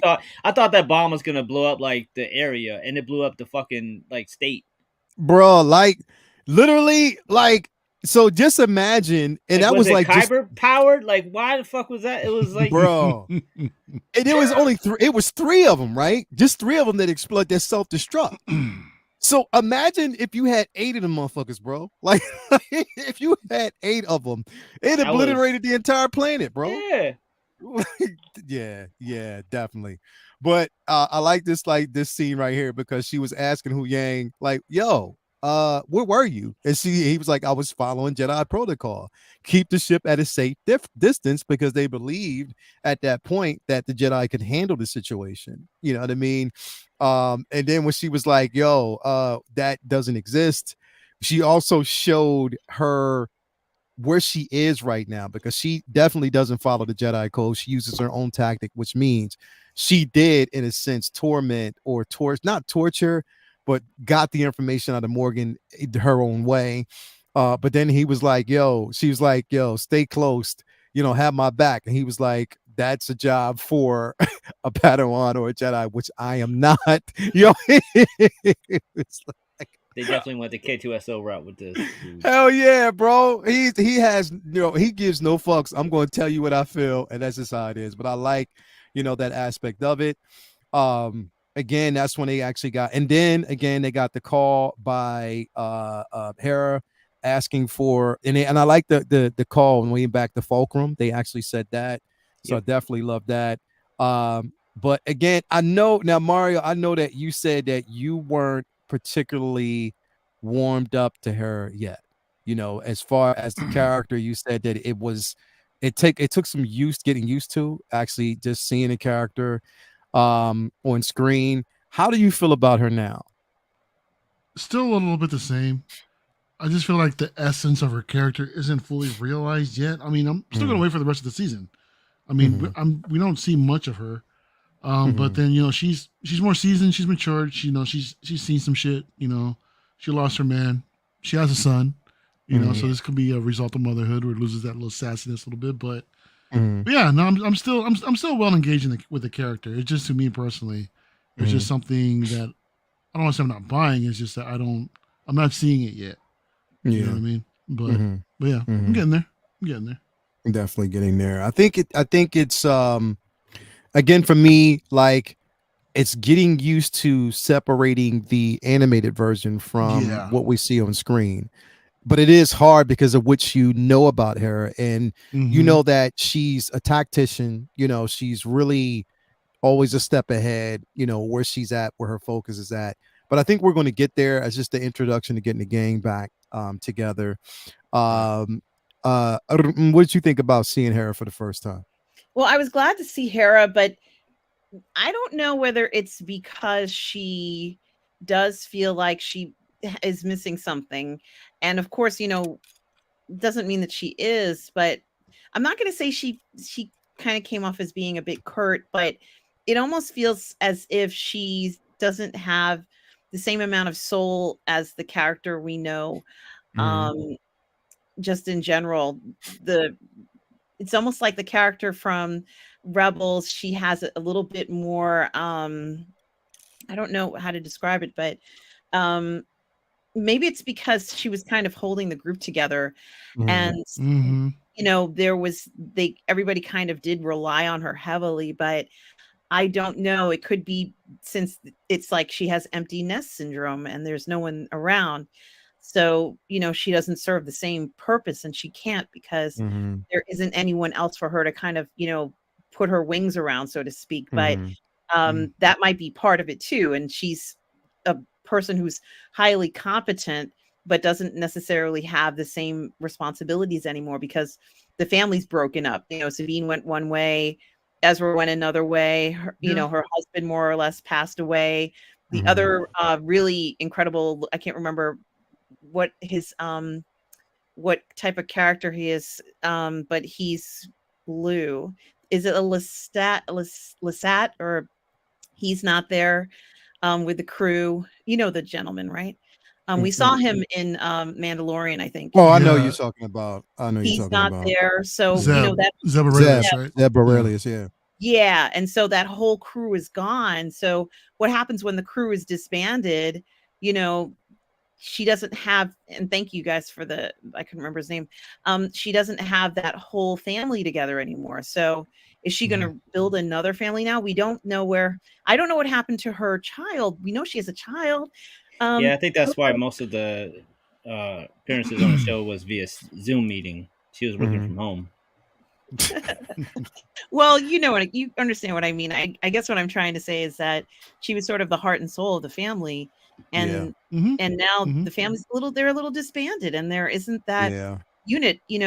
I mean, so that's going to be noticeable right away. And she's there. She's almost overly eager to help everybody, but there isn't anybody around who's necessarily who's asking for that help right now. And it does kind of feel as if she has this empty nest syndrome. So that's how I would put it. Yeah, because when I see her, it's like I think about, and I love this, and again, I love this version. I love Mary Elizabeth, bro. She's incredible. It's just crazy that both her and Ewan McGregor are now part of the Star Wars universe together. But literally, with this character, I think the growth of it all is, number one, they're not, the Empire, at this particular point has fallen. And now she's playing a more distinctive role as a general. And there's nothing, in the midst of, now they're in a space of rebuilding, and I think that really right now she's a bit more calm. The calm demeanor, she still has that leadership, but you could tell that her function is to bring people together, because we see, even with her reminding Ahsoka that there's someone out there that she definitely knows can help her, which is Sabine. And then you see how she's trying to bridge that gap between them and bring them back together. She still takes on that leadership role where functionally she wants to bring everybody together for a greater cause. Like, she always eludes that level of leadership, so that's definitely incredible. Vinny, what did you think about seeing her for the first time, man? Yeah, she definitely was super nurturer these first two episodes. You could tell it was much more than just being a general. It was also about caring about these people, and especially people that are so close to her. And she definitely has that role of not just leader, like tactically, but that warmth and loving, and actually definitely a people person type. Like I said earlier, it did seem like she was a little younger than she should look, but God knows how they age or whatever. She looks almost younger than she did what kind of looked animated on Rebels. But it made me wonder, like, will they play up her and Kanan's kid, if they'll introduce Jason, if they'll introduce him into the show, or what they'll do with that. But I like that they made room for her. Like, it's a lot to juggle. I mean, they're trying to juggle a lot of different new to most audiences characters into the show, and I think they did, a pretty good job of it. And she wasn't, a super, all over the show, but she guided Ahsoka along where she needed to and got reconnected her with Sabine, and did that, big sister slash mom role with those two to try to link them back up and Yeah. be the voice of reason, so to speak. So I definitely dug it. Yeah, definitely. So they actually now this scene, Mario and Vinny and I don't this particular scene reminiscent of what we actually saw. The ship, do you realize the ship that they're on right now? Refresh my memory. Return of the Jedi. Okay. Sheesh. Home, Yeah. right? This is where they're Yeah. at. This is the ship that they're actually on, Mon Calamari. This is Admiral Akbar when he was basically on. Yeah, this is where they are right now. Mhm. This is the same ship that they're currently on in the same room when they were doing the debriefing. Same room. Yeah, same exact, bro. This is the same. I'm gonna bring it up a little bit so you can see. Yeah, let's see the white shot. Oh, let me Oh see the shit! white. Oh yeah, I see that thumbnail. You see it? Yeah, It's the yeah, right same room, same exact room. Yep, there you go. Look at you, dude. Yep. Nice catch. Same All right. damn room. Yes. Wow. So to see that, I was like, wow. There were so many member berries in this damn bro, show, dude. so Like a many ton of member them. berries, bro. So many. And to see this, I was like, yo, man, this was incredible. I was like, yeah, I'm all in. The callbacks on this scene and just seeing like where Han sat, where Leia sat, where Billy D was, or Lando was standing, Where when Wedge Luke was actually at. Yeah, comes man. in. Everything was definitely here in this particular room. So to kind of a callback on that was definitely incredible, which leads me to believe that, Hera is 1/8. This is what we're going to see Mon Mothma and everyone later on, from what we actually saw from the trailer, is going to, basically be here as well. But this was incredible. The conversation that they had. Evangeline, I remember. Member berries, bro. They're spread all berries, over you the already show. know it, man. But definitely, this was definitely a good callback. I loved it. I love basically seeing that, the conversation that they were having back and forth. Then, of course, we are basically dispersed, and we actually get a chance to see the home of Ezra. His home. I keep forgetting the name. Lothal. There he is. Lothal. Back on Lothal. And we get to see that the actual celebration, the commemoration, the remembrance of, and who do we see? Clancy, my man, in the building. Back as the character he portrayed from Rebels. I'm so glad that they brought him back, and he looks exactly like his character. Who's he again? Bro, remember from Rebels? I don't remember. No member You berries don't for me remember? in this one. You don't remember? No member berries for me in this one, dude. He played, so he was the governor? It's been a minute. It was I think he was the governor. I keep forgetting his name. Everybody out there can definitely remind me. But he was definitely the governor from Rebels. He was there, remember when they captured the soldiers. Bro, every time you say remember, I want to take a shot. Ryder. Ryder. Right. All right, Renz. Yeah. Look at Renz coming through. Man. Ryder, bro. Definitely Ryder. So yeah, he was actually from Rebels and they brought him back.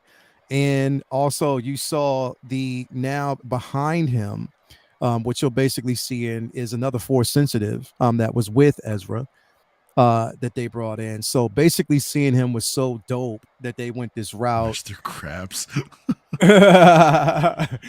Yeah, but definitely so good to see them kind of pay homage and go back to this scene. We see here, where the commemoration is to actually go back. They look at the memorial, also, what she basically created, like the behind them, you get a chance to basically see the painting that Sabine made. which was definitely incredible. But of course, she wasn't there. Being the rebel herself, he basically dispatches the security to find her. And then, of course, we get a chance to see her on the speeder. And I know a lot of people were like really taken back with the music. I loved it. But I loved it too, bro. Yeah. I loved it because the thing is, what have we've gotten from from the film so far? I mean, from like the films, like their own interpretation of modern music for its time. You know what I mean? So with this, I love that we actually had the music and what it was. It doesn't always have to be like classical. It set the tone for her introduction for sure. Look, you're dealing with someone rebellious, right? In Sabine. I think it was perfect, man. I ate it up. Yeah, I definitely ate that up, and I think she killed it. Showing her prowess. We had the officers, and then to get a chance to basically see, and then, bro, the callback here with these ships, and then also the Mario, the astromech droid, that from the droid we got the actual prototype of Yoda of R2, bro. Bro, this astromech droid design was phenomenal, bro. I was smiling from ear to ear when I saw this on screen, bro. I was like, yes, they definitely paid homage to that. Again, with a nice little stunt, she basically gets and eludes the one pilot and then gets the respect of the other and goes on her merry way. We get a chance to see her basically back in Ezra's old, and I hate this Disney Plus app. You see her basically back in Ezra's old home, and then we get a chance to see a Lothcat. And I think that what they did, I think we got I think Grogu got competition with this Lothcat because everybody's been talking about him. I love him. I want a real one. I think he's just so sweet, and it was nice to see him hanging out there enjoying himself. It almost like he had his legs crossed and his hands folded. He's just so adorable, Lothcat. I think they did a beautiful job with him. Yeah, like I always wondered, did they ever explain how they get up there in such that tall building? Is it like an elevator inside or something, or what inside this building? Yeah. Remember? Oh, or you must have fell asleep. There's your remember again. Shot. You must have fell asleep. Probably. Yeah. Not at this part. No, not at this part. No, I mean, man, Sabine got me awake. Nah, man. Yeah, I'm a fan of her work. Right. Definitely. But then we get a chance to see her grab the device that shows a hologram of the message that Ezra left her. Was a more personalized message. And this is the scene, when they were talking about, when she was basically friend zoned at this point. You know what I mean? No. Yeah, she was friend zoned. But hey, we still got a lot more show coming, so they could progress going forward. We could actually see he lets her know that definitely he is still counting on her. So again, I think there's a lot of what he knew and even what he sensed, even seeing visions of what's to come. And he knows that she's going to basically play a key role in what's to come. So I did like, that I love that aspect of it. So then we get to the scene where Shin is with Morgan. She's badass, man. Yeah, bro, she is. Just her look in general, like she just looks like "don't fuck with me" type of thing. You know what I mean? But this is what we got the reveal. I love it. Exactly. This is when we got the reveal that. Now, here's the thing, and this is what I wanted to talk about too. We got the reveal that Morgan, was or is descended from a Night Sister, and she was like, "You're a witch." She's like, "No, I'm a survivor." I like that jargon back and forth, but you see that there seems to be like a bit of a distinction between the two of them, because the thing is, it's like Morgan gives Balin more respect, but because she's a Padawan, it's like, oh no, you got to prove yourself. And to Shin, it's like, I don't, in a sense, trust her.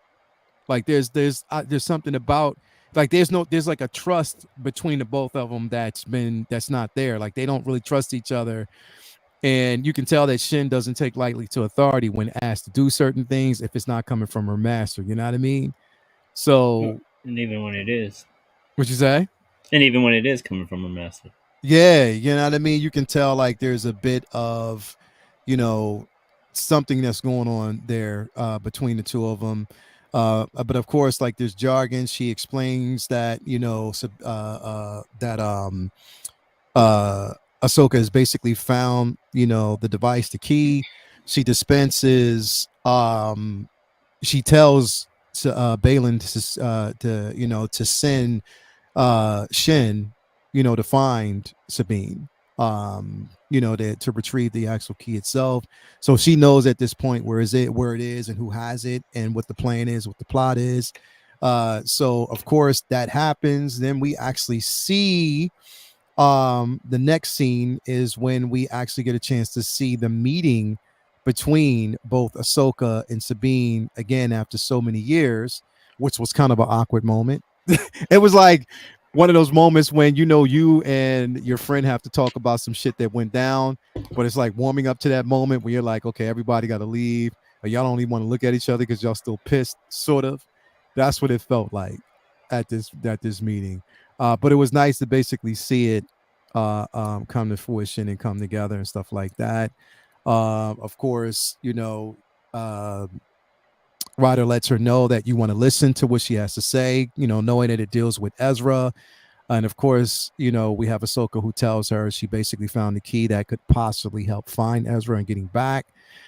They have a conversation, which we do discover at that point in the ship. And I like the callback once we basically see them inside the ship. We can see like some of the writing that was still on the wall. You can actually see like, of course, Sabine was there for a while doing her training. You could see by some of the painting that was on the wall, like, and, like of the Loathe cat, different designs that she actually had there, that kind of harken back to Rebels. But then there's simply the conversation in between them, knowing like the hardship she went through, that, again, Ahsoka was training her at one point, but she, again, felt abandoned once Ahsoka, stepped away. And, I think that, with Ahsoka's personality right now is that she doesn't want to get too close to anybody. You know what I mean? Do y'all kind of get that feeling like she doesn't want to get close?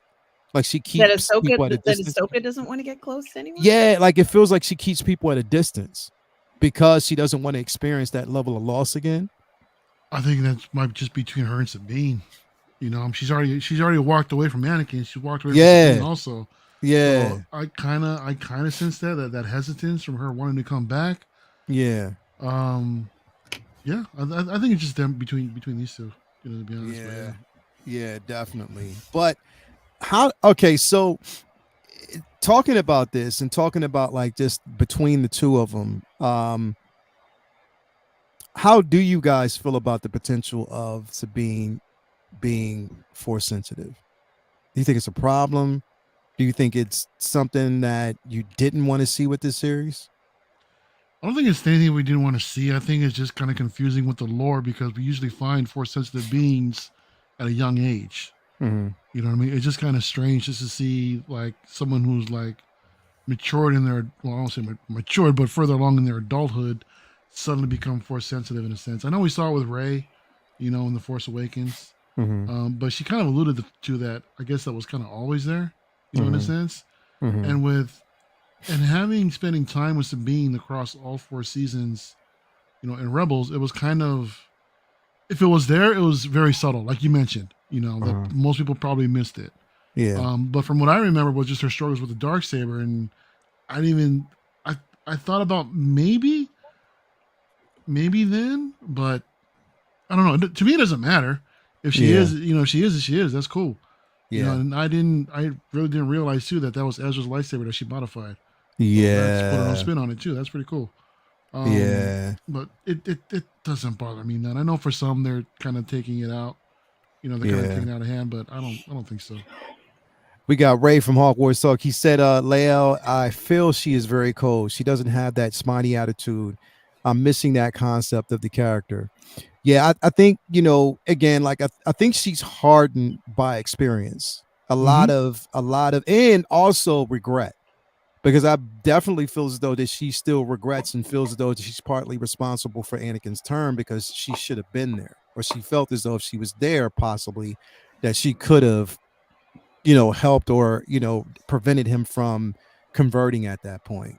So I think that kind of plays into it as well. So again, like she has this cold part of her, but I think we're going to see that the evolution of Ahsoka, like she's going to find herself again throughout this, I believe, possibly. She From what broke we're out going to the see. armor. I mean, we're not up to it yet, but she is starting to figure out that she can't sort of be in the place where she is right now, and she needs to move on with her life. And I think we're finally seeing that with her being reunited with Ahsoka. But also, once I saw that armor come out, I knew things were going to change for her. She's going to have Yeah. that. She's going to come back to the way she was. Sometimes people need a healing process, and maybe that's what healing from everything that's happened. It can't be easy to be separated from somebody she cares about that much that she's going in and re-listening to his phone messages. Yeah. 10 years later. Definitely. I think with the Ahsoka stuff is like, I mean, she was traumatized as a child.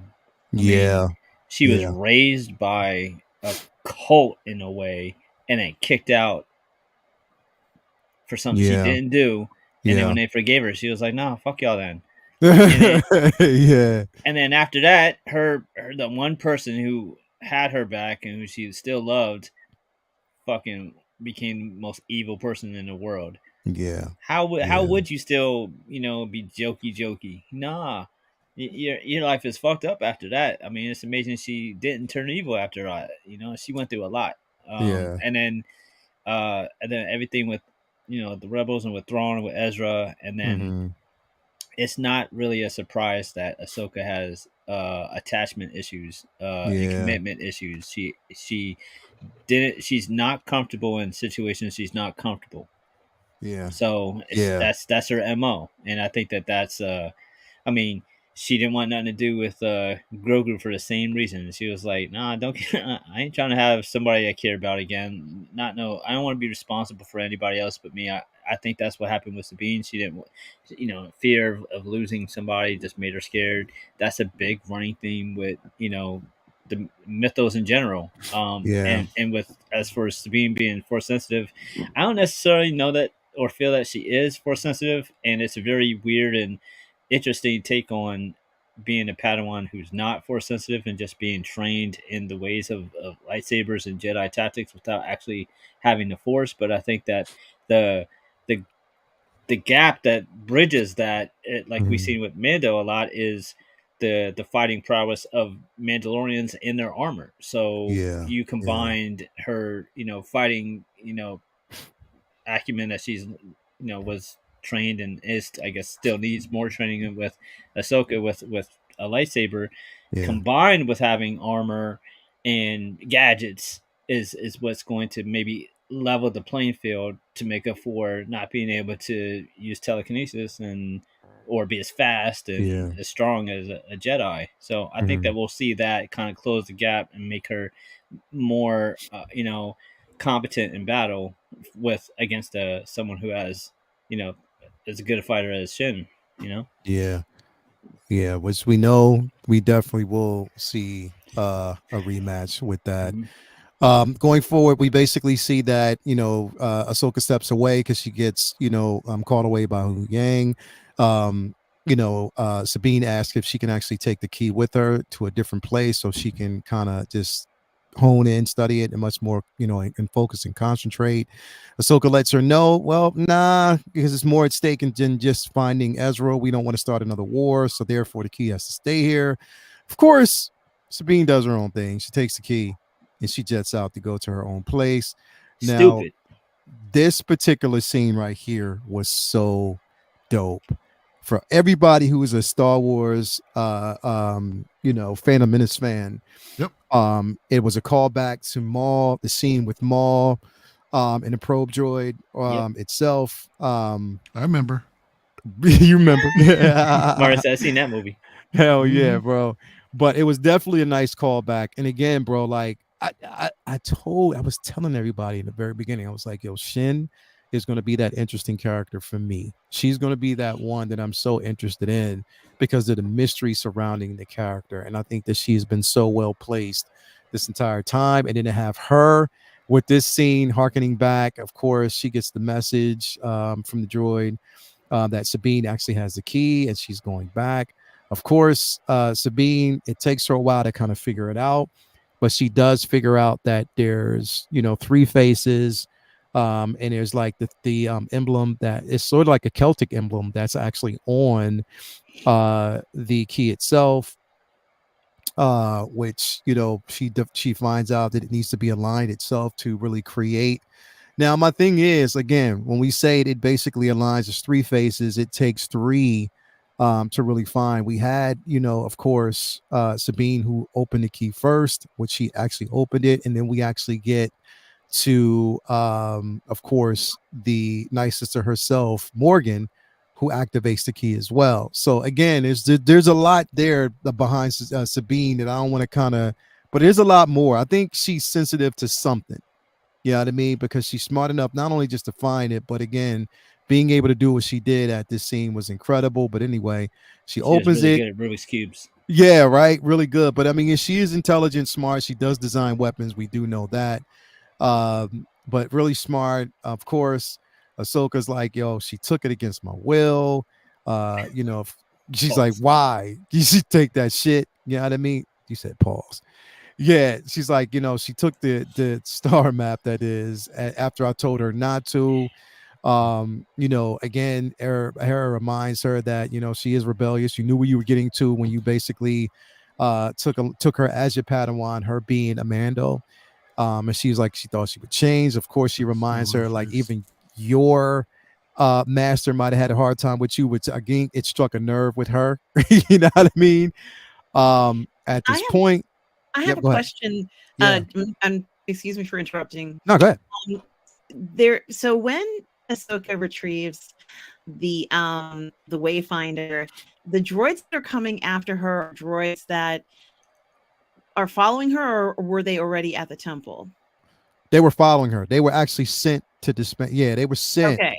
Yeah. So with that being said, I think that, I'm not saying there's anything wrong with this, but I think she could have warned Sabine at least a little bit and said, look, when I retrieve this, 6 droids came after me. That might be a good reason for you to just keep it here on the ship just for a little while until we decipher it. Like, let her know the dangers of it. Yeah. And then after we decipher it, go ahead and take it wherever you want. But right now, just keep it on the ship so we know it's safe and so we know you're safe. Because I felt like that was like a foreshadowing of what might happen to good Sabine, point. Someone good coming, point. After her for it. But great point. Like, she could have let her know. What'd you say, bro? I must have fallen asleep at that part. I don't recall. but like most parents, it's sometimes it's because I said so, and you feel like they don't have to explain themselves. You're just supposed to listen. Yeah, definitely. Of course, she gets to her ship and she's able to basically open up what we'll name like the key, the port key. No, the Wayfinder. She opens it up to discover that there's a new galaxy. Past time and space, time being a big issue there. She goes out on the balcony, of course, to take in the night, and let her know that she lets the Loth Cat know that she has to take a trip. But then she is met by one of the HK Enforcer droids who is there to retrieve the actual key, which again, she does show off her martial arts and her skill by taking one of them down, but then she's grabbed by the other, which gives the other advantage to grab the key and dispense. This part, when she goes in and she decides to basically grab Ezra's lightsaber instead of actually carrying the blaster with her, was dope. And again, we both know what happens next. When you basically challenge a lion, you better be ready, because Shin was toying with her the entire time, like literally. Wow. Toying with her. And I'm telling you, Shin is a badass. So we knew that at this particular point, again, having picked up a lightsaber in such a long time, it was reminiscence of the fight between Kylo Ren and Finn. You know what I mean? Like, you might have got a lick in, but you weren't ready for this. Definitely. But at this point, she got not one lick in. She got thrown over, not one, bro. Like, literally. All too easy. All too easy. She definitely put her in her place, which we know the outcome. They fought, before Ahsoka could actually get there. And then Shin, struck the final blow, and of course stabbed her and got away. In which at that point, I'm like, Qui-Gon Jinn got to be like, you know what? Fuck y'all, man. Yo, this is some bullshit. He's up like, there this like, is some really? bullshit. Like, how are y'all surviving? And you know what I mean? Like, first it was Reva, and now this character. You know what I mean? Everybody's getting stabbed, and they didn't have that type of modern technology back when I was. You know what I mean? It advanced Didn't that Reva much. get stabbed twice? Well, it was implied, but it was basically not her getting stabbed, I believe, twice. It was just her reflecting on both times. I don't know. It looked like she did, but I don't know if it was implied. So it was like really a weird situation, and how they did it. I guess it was this how that scene was shot was kind of like you couldn't understand it where they were going. But this we knew. Sabine got stabbed. She falls to the ground, and then of course we cut the credits and we see this for our Maria friend. Hild. Yeah, she definitely got Maria Hild. So we cut to the scene where we actually see this one, which is for our friend Ray. Of course, Ray Stevenson, passing away during, or after they, completed this. So not knowing, where, we would go from that, where this character, what role this character could play in future episodes. Like literally, it's like, what are they going to do next? You know what I mean? Where are we going to go next with this particular character? So then, of course, fast forward, we get to episode 2. Of course, Ahsoka is, and we find out that, of course, Sabine has survived. Now she's having like, what can we call her? Can we call it like a force dream? Sort of, in a sense. Do we think that's what it could be? Like she's having like a force dream. I gotta bring this up really quick. Yeah, remind me. I don't remember. You don't remember? So she wakes up in basically the hospital at this particular point, or their medical facility. And she's having sort of like a dream, like as if Ezra's calling to her, in a sense. And then of course, Ahsoka having like the cognizance and that force sensitivity when it comes to like the psyche itself. She also is linked with that dream and wakes Sabine up out of it. To at least we know, and we knew basically with that strike, it wasn't the end of Sabine. Is just that she taught her a lesson. You're gonna learn today, and she definitely did. But again, I like the simple fact that we get that same medical droid or a proto or the type, pretty much same droid that worked on Luke, 2MB, exactly, that worked on Luke, also Vader. That was super dope. Of course, she tells Ahsoka, they have the key. Ahsoka asks, do you remember? She's like, no, like they destroyed. She couldn't remember what the planet was. She did actually see it, but there was nothing left behind as the KX or the HK droid basically destroyed all the devices that were in the room. In which Ahsoka asked, how many droids were they? She said 3 or 2 at that point. And then she actually goes to retrieve, and Sabine's like, yo, let me come with you. You can't do it by yourself. And she's like, nah, you done enough. She's like, you done enough. So she was definitely pissed. Yeah, that was loud. That you done enough was loud. Yeah, bro. She's like, yeah, nah, you done enough. You know what I mean? So definitely she walks away. We're cut to the scene where, again, they're in the middle of this pillar. Morgan arrives and she activates the key to let them know that, again, she's found the location or of well, no. As a matter of fact, no, not yet. This is where she has the key, and then Balin tells her to find Morgan and let her know that they actually have the key. Of course, after that, we switch over to Ahsoka going to Sabine's location to kind of like force recollect everything that actually happened at that time. That leads her upstairs to the home to find that there is a KX droid in there waiting for her, in which she dispenses of. This scene bothered me so much. You said it bothered you? Yeah, she didn't feed the cat. Why? There's a reason why the cat was waiting outside, of course. Yeah, that cat was hungry as fuck. Like, yo. He was hungry, and there was a droid in there. He did not like either of those things. But... It's like, yo, you know, Sabine gone, bitch. You ain't gonna feed me, like. Yo, you just came to find a droid, and you just gonna leave? You just gonna leave? I'm hungry. Like, come on, man. Like, yo, there's no type of. How you gonna show up at the crib and just? You want the cat now? See, I knew it. Oh, he's so cute, and he's not going back in there, of course, because the droid's in there. But hell nah. His little face is like, I wonder when I can go back in. Hey, yo, Vinny, when I saw this scene, the first person I thought about was Tony Baker. I want him to do a voiceover, bro. of Ahsoka, and the little cat saying, "Behind you, bitch." Right, there's a little bit of haberdasheries going on here. Right. So definitely, again, she also sees the recording.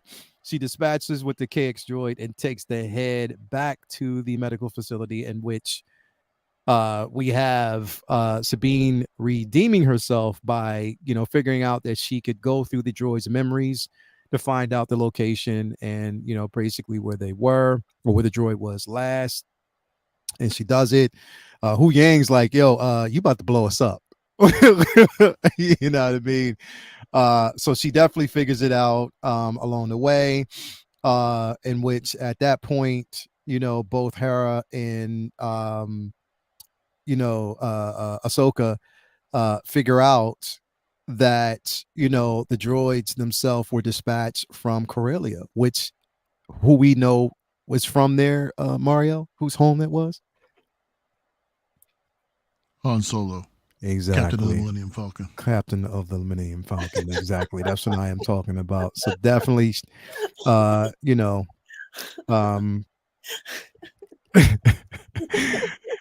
crazy. Anyway, definitely dispatched. At that point, we switch back over to Morgan, who arrives to find that the key has been there. And then at this point, we basically see her demonstrate her powers by igniting the actual key using the Dathmerian Night Sister power. Definitely, I like that, and I love the garb that she basically has on her at that point, in which we do basically see her activate that star map to locate the whereabouts of Thrawn, which we find out that this is even beyond just like the known galaxy. This is something completely new. They're in a space that's brand new. Completely different. It's totally new. You can find Space Ibiza. There's the top EDM places in the galaxy on the left. there's that incredible place on from Andor where they go to the beach. Everywhere where you need to go, it's all in here. Thank God they found this Wayfinder. They found something completely new, which opens up the possibility for Star Wars way beyond what we've known. You know what I mean? Again, this might be a bigger threat, than what or power in which, like I said, Balin lets Shin know that you do not understand, and it's beyond our understanding. It could be something that's there, waiting, but it's an interesting place nonetheless. Is Zeb's home world on there? The one that they are all hiding at. All these sorts of things went through my mind. Because they were able to find safe refuge because no one could find it. And can this Wayfinder find that or other places where people are hidden? Yeah. I feel like I need to watch it again because I was confused by this, similarly to how I was confused by the basic plot premise of Luke with Force Awakens and Last Jedi, is that I thought no one knows where he is. How is his location basically recorded into this device and then hidden in some old temple? Well, I think it's basically, again, her being a Night Sister. And because we do know that Thrawn, even basically from, Heir to the Empire, worked with a lot of Force sensitives. So it's like a projection at that point. So it's like a Cerebro? It could be, you know what I mean? Like it could be a projection. Whereas again, you know, knowing who she is and the power that she represents, again, she also says, even here, that Thrawn is calling to her. But we know Thrawn is not force sensitive. There is something else that's there that's calling to her at she that has point. a different perception of the galaxy than everybody else does, because for them, the Force is like a religion. Yeah. It's a very different interpretation of the relationship of galaxies to galaxies. And, you know, even the notion of somebody calling to her, they probably have this internal sense of where they need to go, and they're following the will of the Force. I believe that they are following the will of the Force, the Night Sisters. Yeah. And this is the way they were brought up. This is how they handle the Force.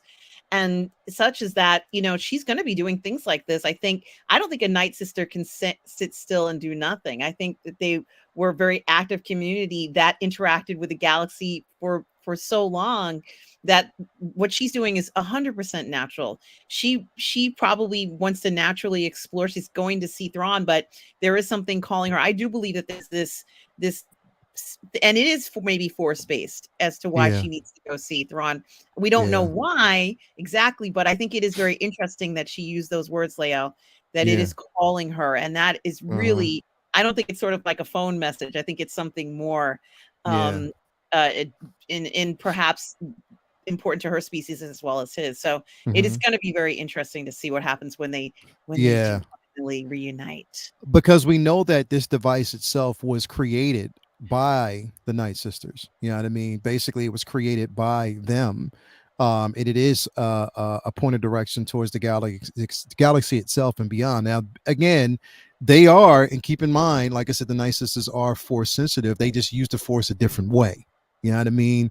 Their level of forces, they're like witches, you know, so they're connected to the force in a sense of power, and achieving the ultimate level of power itself. So again, that thirst for power is also, again, a call across the galaxy. And I think that, you know, being that she's been working with Thrawn is using whatever he's using there and whoever he's using there, because we know, like, for instance, they say, you know, back in the early days, the sense of direction before, basically they had, you know, the Millennium Falcon had navigation. They had all these navigational systems and stuff like that.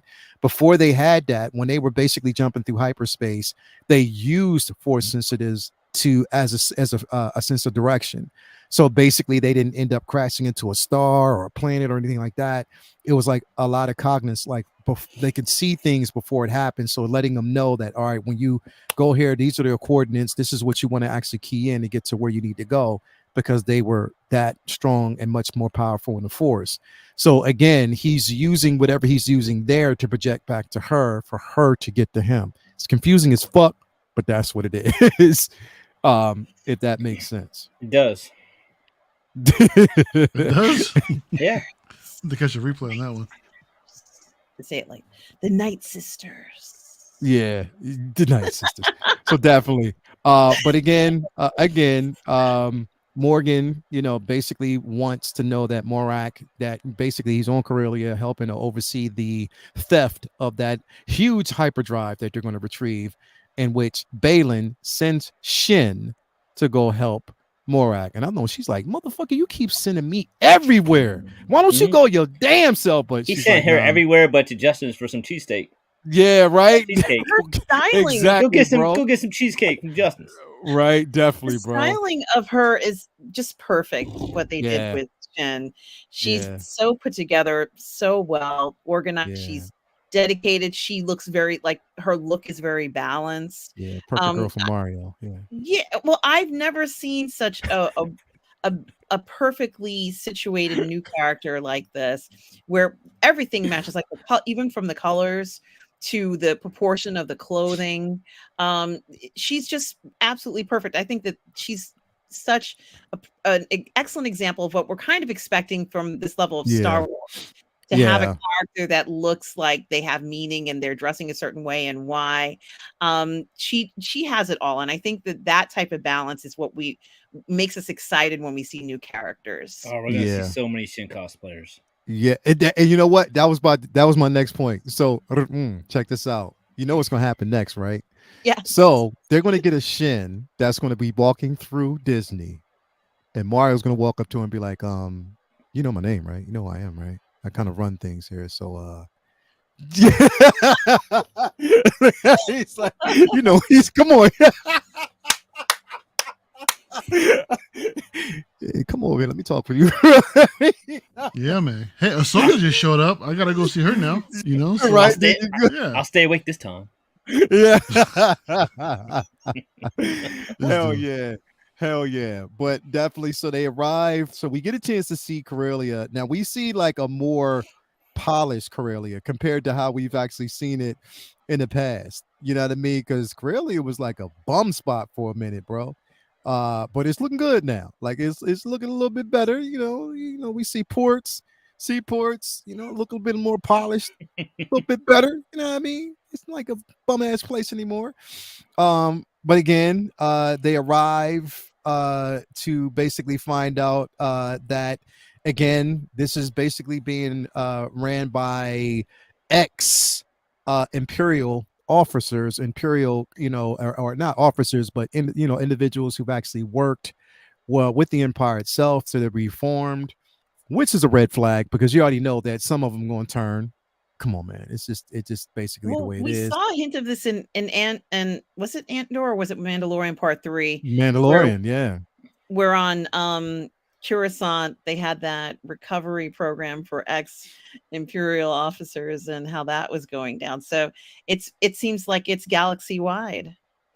Yeah, definitely.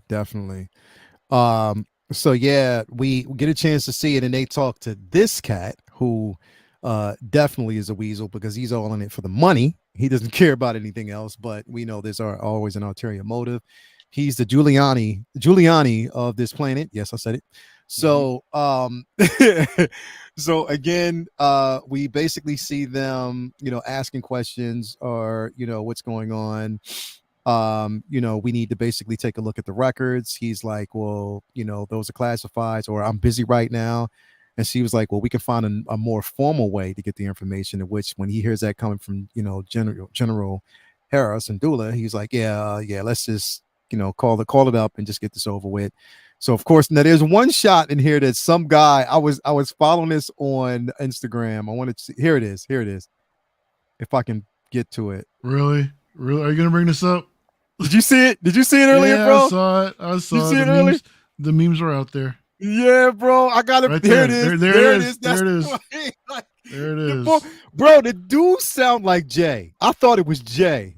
I really thought it was Jay. So it's this shot. Booty watch. Booty watch. We'll be actually get a best shot of her riding on the actual speed. The memes are gonna be out there, bro. Like they are out there. This is definitely I may or may not have noticed. How many costumes we're gonna see now going to celebrations, bro? Like literally a lot of them, but definitely we get a chance to see this particular shot. So I had to pull that up because I know Docinator's in here. So Doc, this is shot. Docinator, this is for you. There you go. There goes Jay. There's Jay. Got the pigtails. Booty watch. Definitely. Booty watch. So definitely we get a chance to see that. Yo, Jay, you got to watch that video, bro, because dude stole your voice. Sounds just like you, bro. I thought it was you.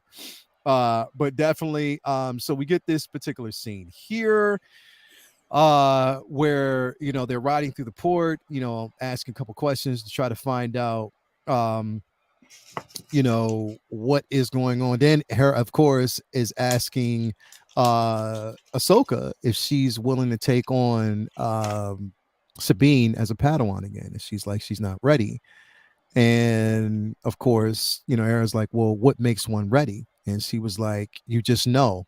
So Ahsoka says, you just know, and that person knows as well. Then, of course, we get back to the medical facility. Again, we see that scar on. Now, that thing went straight through. And looked like she got burnt by a car cigarette lighter. Right? Definitely, bro. So that BAFTA, and if they actually had her in the BAFTA tank, that thing did a job for real. But we get a chance to actually see the exchange between Yu Yang and Sabine when she's basically talking about Ahsoka, whether or not she wants her there or not, and what was the real motive behind it. And you know what I like about the bro, Yu Yang is just like no nonsense. He's not going to sugarcoat. You're ter. He was like, yo, you're terrible as a Jedi, but at the same time, it's promising. He said you're literally the worst. Yeah, he was like, you are really literally the worst, but the only person that's wasting their time is you. You know what I mean? And then, of course, he hands her the lightsaber, in which we go back to the port and find out, when, Ahsoka's asking questions about droids. Or first they were like, what is going on with this hyperdrive? They're not building Republic ships or any type of, ship of that size that really would carry that at this moment. In which we find out that it's classified information. They're asking, look, are there any HK droids that are here? Or what type of droids do you have here? And when he asked about HKs, it's like, oh, nah. In which one of I think it was C1, right? That's what they named it, C1. HK droids? No. HK droids are there, but C1, the droid, one of the C3POs was like C1. They named it C1. Oh, yeah. The protocol droid, basically the one that ratted them out. Yeah, it was like, yeah, I saw one. The droid, it was basically brought here. And as a matter of fact, I saw C11 one or something like that. Yeah, definitely. In which a fight ensues. Of course, we basically see them dispense of all of and they were like, for the Empire. Come on, man, you got a Jedi in there. You think you're going to survive? Nope, didn't happen. Of course, we see Ahsoka tells Hera to go get Phantom. And then she jumps out of the window and she comes in contact with Marak. Now he looks like a beast, bro. Definitely. I love this fight. I am not going to front. I did love the fight between Marak and Ahsoka. It was so super dope. And what I like about it is, bro, this character is shrouded in mystery. And unlike the Inquisitors that we actually saw from Obi-Wan that did not ignite their sabers once in fight, we get a chance to see this firsthand. And this dude is a horse. He's a beast. I love this fight and the choreography. What did you think about the lightsaber battles in this episode, Mario? Oh, it's fantastic, man. The choreography was on point. Yeah. I love how she's playing with the droids too, using them as like body armor as well. Yeah. I mean, while the lightsabers are great, I mean, Chopper stole the show for me when I saw him again, dude. Yeah, bro. I love that little fucker, dude. I was so yeah, exactly. Oh yeah, dude. Yeah, I'm trying. I'm sorry, man. It's just what, like, for me personally, lightsaber fights were dope. It was great to see her, doing her thing. But Chopper, man, there we go, bro. That attitude, psycho, suicidal, man. Homicidal, genocidal. So let me ask a question, right? Because I'm wondering, I cannot be the only person that heard this. Benny, did this droid say what the fuck? Did I hear wouldn't him be say surprised. that? That's fucking Chopper, man. Bro, and he's basically voiced by Dave Filoni. I think the interesting thing about Chopper is they kind of like did they made it sound close to like where you could kind of understand what he's saying. Like it almost sounded like Kenny from South Park. Like you could like kind of understand in English what he's saying, but I loved it, man. It was so dope seeing Chopper in there because I know if they would bring him in too. I mean, I figured they would, but I didn't know when. And I just can't wait to see what kind of shit that they get him into because Chopper's amazing. Yeah, bro. He was like the mass murderer. Like he gives zero fucks. This is the one I'd be looking forward to the most for Hot Toys to drop. As soon as they drop a Hot Toys Chopper, that's a day one. Yeah, straight up. That's coming home. Yeah. Yeah, and somebody, so Louis LeBit said, yeah, he did say what the fuck. He did. It was there, and they tried to disguise it, but they definitely didn't, because it was right before he said, did you touch my stuff? And she was like, no. And he was like, yes, you did. That shit was so fucking. Chopper is everything, bro. Definitely good. A chance to see him.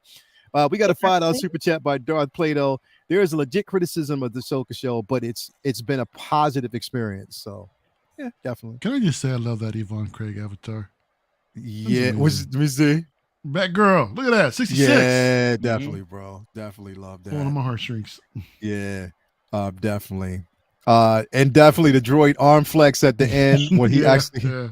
I love that. I definitely did love it. And that's the thing, regardless of some of the, criticism or about the show, you can't say it doesn't. This honestly, out of all the shows so far, this feels the most like Star Wars to me. It really does.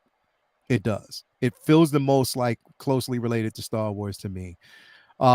Again, we go back to the scene with Ahsoka fighting Morak, which was definitely a dope fight. And I think the dopest part about this is, of course, when he got that call and he threw his blade, in which she dodges it and then she chases. But it was at the end of it when he retrieves his saber. Yeah. And that subtle move from her. Like it was like a subtle, like just a very subtle move. Like it was just like, oh yeah, okay. Play it back. I'm trying to. It's kind of a quick moment too. Yeah. Hold on. And I'm trying to go here a little bit. Keep going. Oh, hold on. Let me go back a little bit. No, it's past that. He's already on the ship. Right here. Right here. Yeah, I think it's right there. Right here. And Here we that go. subtle move. Like, that right there, bro. Like that little subtle move was phenomenal, bro. Like I love that scene. It was just super dope. I'm trying to just stop it on that scene if I can. Let's just watch it, man. Hell, forget it. Who cares what Disney has to say, man? Let's just put it on. Yeah, don't get flagged. Yeah, don't get flagged.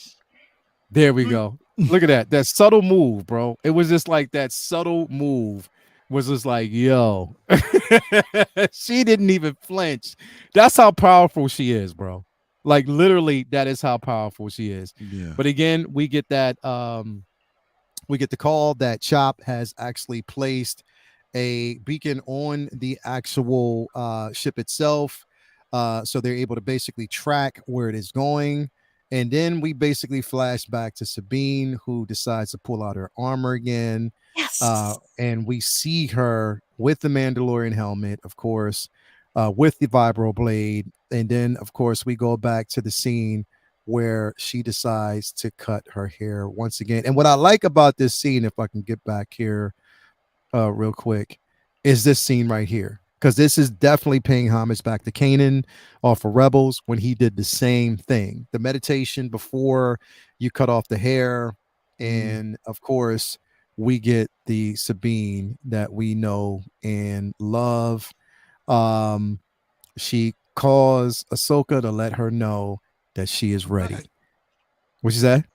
I'm back. Yeah, she says, she says, I'm back.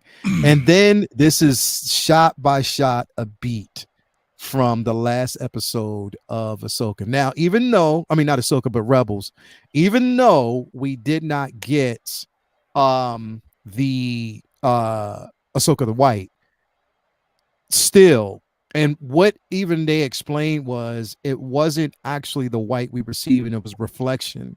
It was gray, but they said it was just a reflection of the light, at that time. But I was like, that should look white to me. I don't care what nobody says.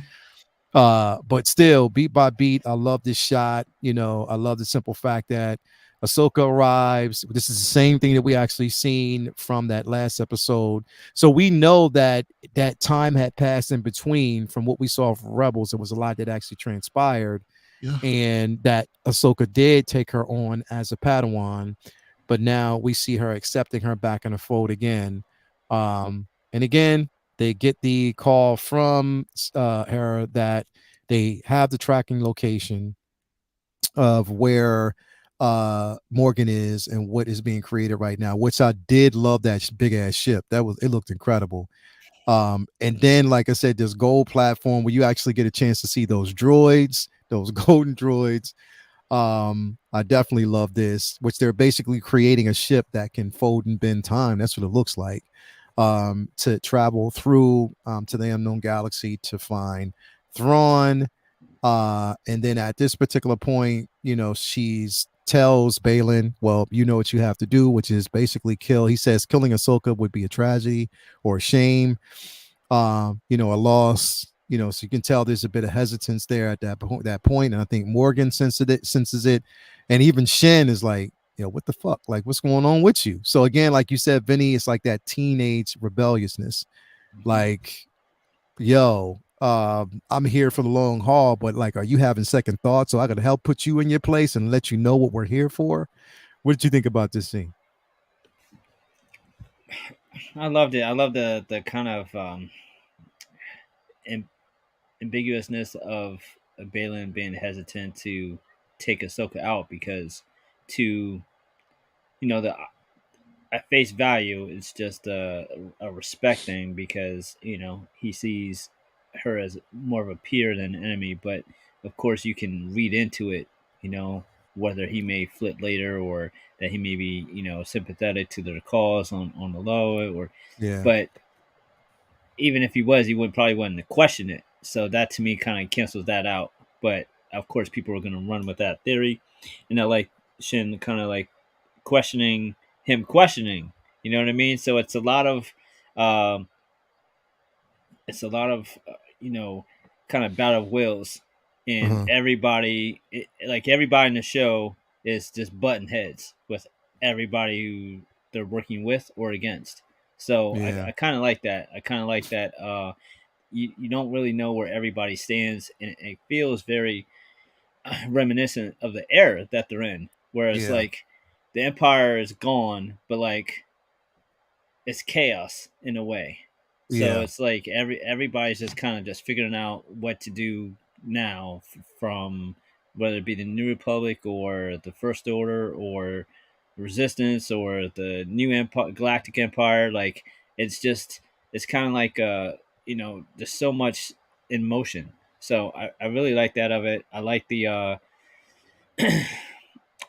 I like that it sets up so much stuff. Like I said, the second episode didn't hit as hard for me as the first episode did, but I respect how many things it set up for us for future episodes. I feel like this got things chess pieces on the board, so that way we can get to a little bit better pacing or action later. And that's not even to say that I need tons more action. I just feel like it might advance storylines so that way we can get to more meatier parts of it. So Yeah. there's a lot that they've set up. Obviously Throne is coming, and then I feel like once we get there, I feel like he's gonna steal a lot of scenes. So Yeah. it's going to be really cool having all that set up.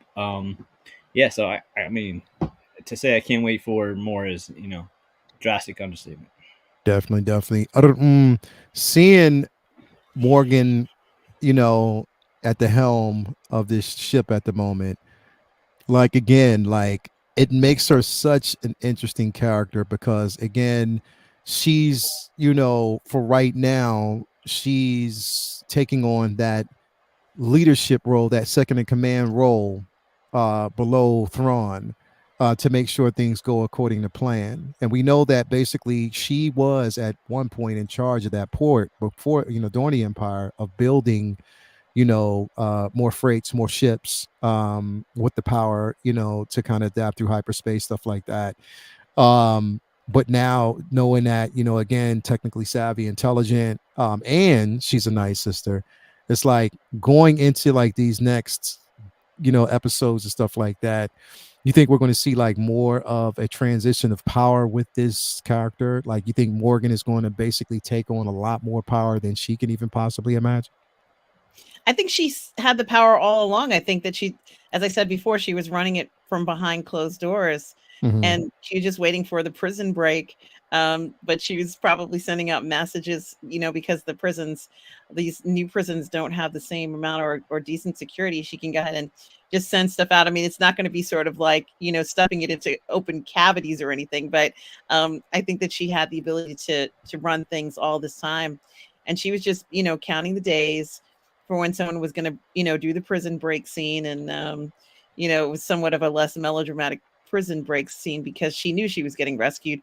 She wasn't shocked when they came to the cell or anything like that. It Yeah. was, it was more like, okay, so what's going on today? Sort of, let me just go Yeah. back to business as usual. So that Yeah. never ended. And I think that she was surprised to see Ahsoka interfering in business, but I'm not quite sure if the reason why Ahsoka was interfering is because she has, such a good heart, or because there's an overall trend that she's seeing that's happening that she doesn't like. And so that's something that she and Hera may reveal later on in the series, and why there is even this level of action, or what they're planning on doing, and why, since Ahsoka discovered that Thrawn, or at least she feels that she's nowhere where she can locate him, or that he's coming back.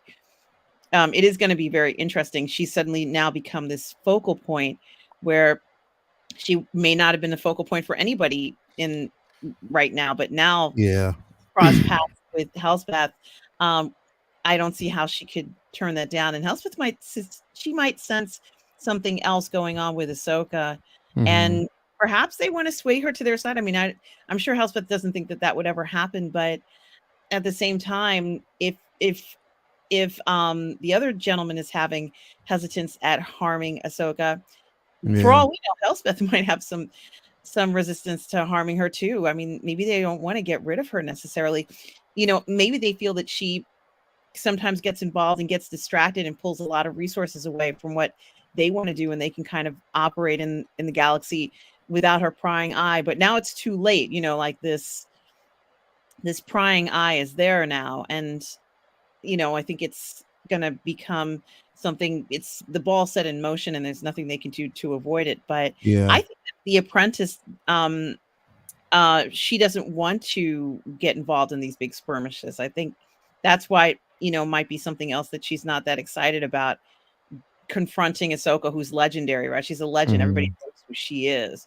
So now they're going to do a fight, a confrontation with Ahsoka. It's like maybe that's not maybe that desirable even thought as a Padawan to be involved with, getting involved with legendary, Jedi, non-Jedi, whatever you want to call Ahsoka. She's a force to be reckoned with. And she knows that they sent all those droids after Ahsoka and nothing happened. She's thinking to herself, well, if something happens to my master, what would I be responsible to be held for by going with this?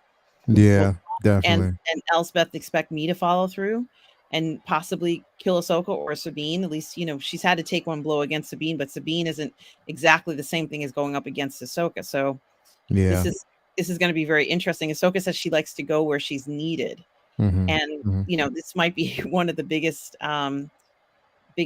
challenges for her. I don't know who else is going to join the team. As of right now, it's like a skeleton crew. I mean, there's no pun intended with the new show coming, but it does kind of feel like they don't have a lot of people. And so it's just like wondering if they're going to put those pieces of the puzzle back together again. We could even actually see Rex, which, if we see Rex back, Mario, what would you say if Rex comes back into the fold, bro? How would you feel about that, man? Why? I mean, why look, if it fits the story, sure, why not? But but why not though? Because we know he's still out there. Is he though? Yeah. This much time has passed. Yeah. Well, was the character we saw in Mandalorian season 2, was that Zeb, or was that a different character? That was Zeb. Zeb. I guess we'll see Zeb back here, perhaps. I mean, it would seem to make sense. That would make more sense. Depends on the budget. Yeah. But I mean, you're not wrong, dude. but that's what I'm saying though. We could still possibly, because we saw Rex at the very end of the Rebels. We know that even though that guy, he was at the very when he was basically at the last episode of Rebels, right before was it it was the last episode of Rebels, right before Ezra had commanded the Purrgil to take him and Thrawn away. Remember that Rex was in the facility basically when they were trying to, I guess, destroy, I forget what they were trying to, basically that battery to let down a shield or something like that, whatever. But then I forget the name of the other character that Zeb had to fight after another one of the clones that were killed during that last episode of Rebels. Rex was there with them.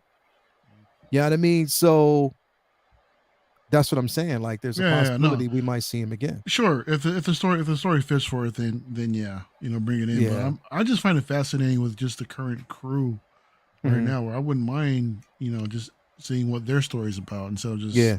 I don't want to say shoehorning in another legacy character, but I mean, it's just like another member berry, I guess. I don't know. Mm-hmm. I don't know, man. But we'll see. We'll see what they I do. don't know. I mean, I think definitely, bro. I think that we could possibly see it, but I mean, if we get Zeb back in, if it now again, we know where we actually saw him on Mandalore. We know that he's basically working with the New Republic at the moment. Yep. But again, we could see that call back and him actually join the fray, to kind of help them fight. Finale.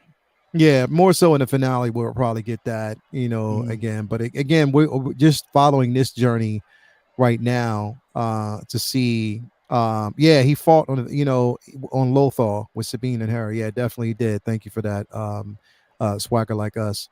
But yeah, man, definitely it's going to be interesting to see, and I think that again, to see the extent of Morgan's power, I can't wait to actually see that. But again, we know that we're cutting, and yes, that was the end of this episode. We get the third episode next Tuesday. Thank God that we actually get a chance to see that. But here's the thing. So my biggest question before we actually peel out of here is, with this season, we know that we have a direction. We know that basically where they're going. But I think that with Thrawn, we're probably not going to see him until like maybe the last 2 episodes of the season. I don't think that we're going to get to him earlier on, bro. I really don't. I think they're going to drag it out into the last couple of episodes. I hope not, man. I think that'd be a missed opportunity, because Thrawn is like one of the biggest deals out there from when they pulled from Legends. Mm-hmm. I remember when we've seen him before in Rebels, people were like, "Oh my gosh, Thrawn's back." There's still some that are skeptic of the character right now. Yeah, but I don't know, man. I think they should bring him early. It would be cool to see that kind of I don't know, antagonist be set up like that, especially Thrawn. Thrawn's character, he deserves to be brought in much earlier. But we'll see what they do, man. Useby, say it again for people in the cheap seats. I love what you just now said. Just joined, loved. Remember, don't let perfection be the enemy of good. Love that, bro. Love that what you just now said, because what you said definitely makes sense. I also Mr. love Perfect should have listened to that.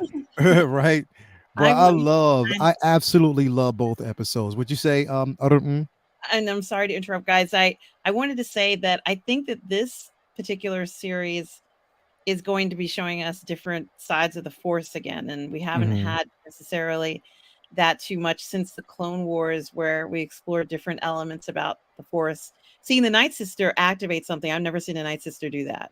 So that's the first time I've ever seen a Night Sister activate a Wayfinder. Maybe it happened in another show and I don't remember, but I've never seen it. So this is another use of the Force that was new, which I enjoyed. And maybe we'll see some new things from the 2 other characters as well who use the Force. Like some of you were saying, or many of you were saying, they're neither light nor dark. But the point is that we're going to be seeing different applications of the Force, and it makes sense now that so many things have changed. We're going to be exposed to more, and I think that might be one of the most exciting things about this series coming up. Yeah, definitely. And I also think with Thrawn, I myself wouldn't be upset if they did show him in the last 2 episodes. The reason being is because he's going to be the big bad we know going for the actual film. It's going to be a bigger role to play, and I think they're leading up to it. Now, I'm not saying that's going to happen. They could show him earlier, but it just depends on where the narrative takes them, because remember, there's a lot of story in between here, and it looks like everything that we saw, even with the trailers, were in these first 2 episodes almost. You know what I mean? So there's a lot more that we haven't seen, which I love. Vinny, so you didn't really miss much. So they didn't show much, put it that way. But yeah, I'm definitely excited about seeing where this goes. But yeah, I've watched both episodes so many times. I'm gonna probably watch it again tonight to see if I pick up on something else. I love the episodes. I love the pacing. I love the character development. Shin definitely is my favorite character so far.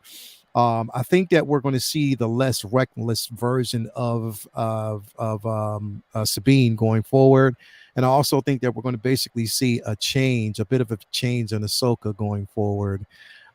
So when you talk about okay, so I'm going to ask you this question real quick, Mario.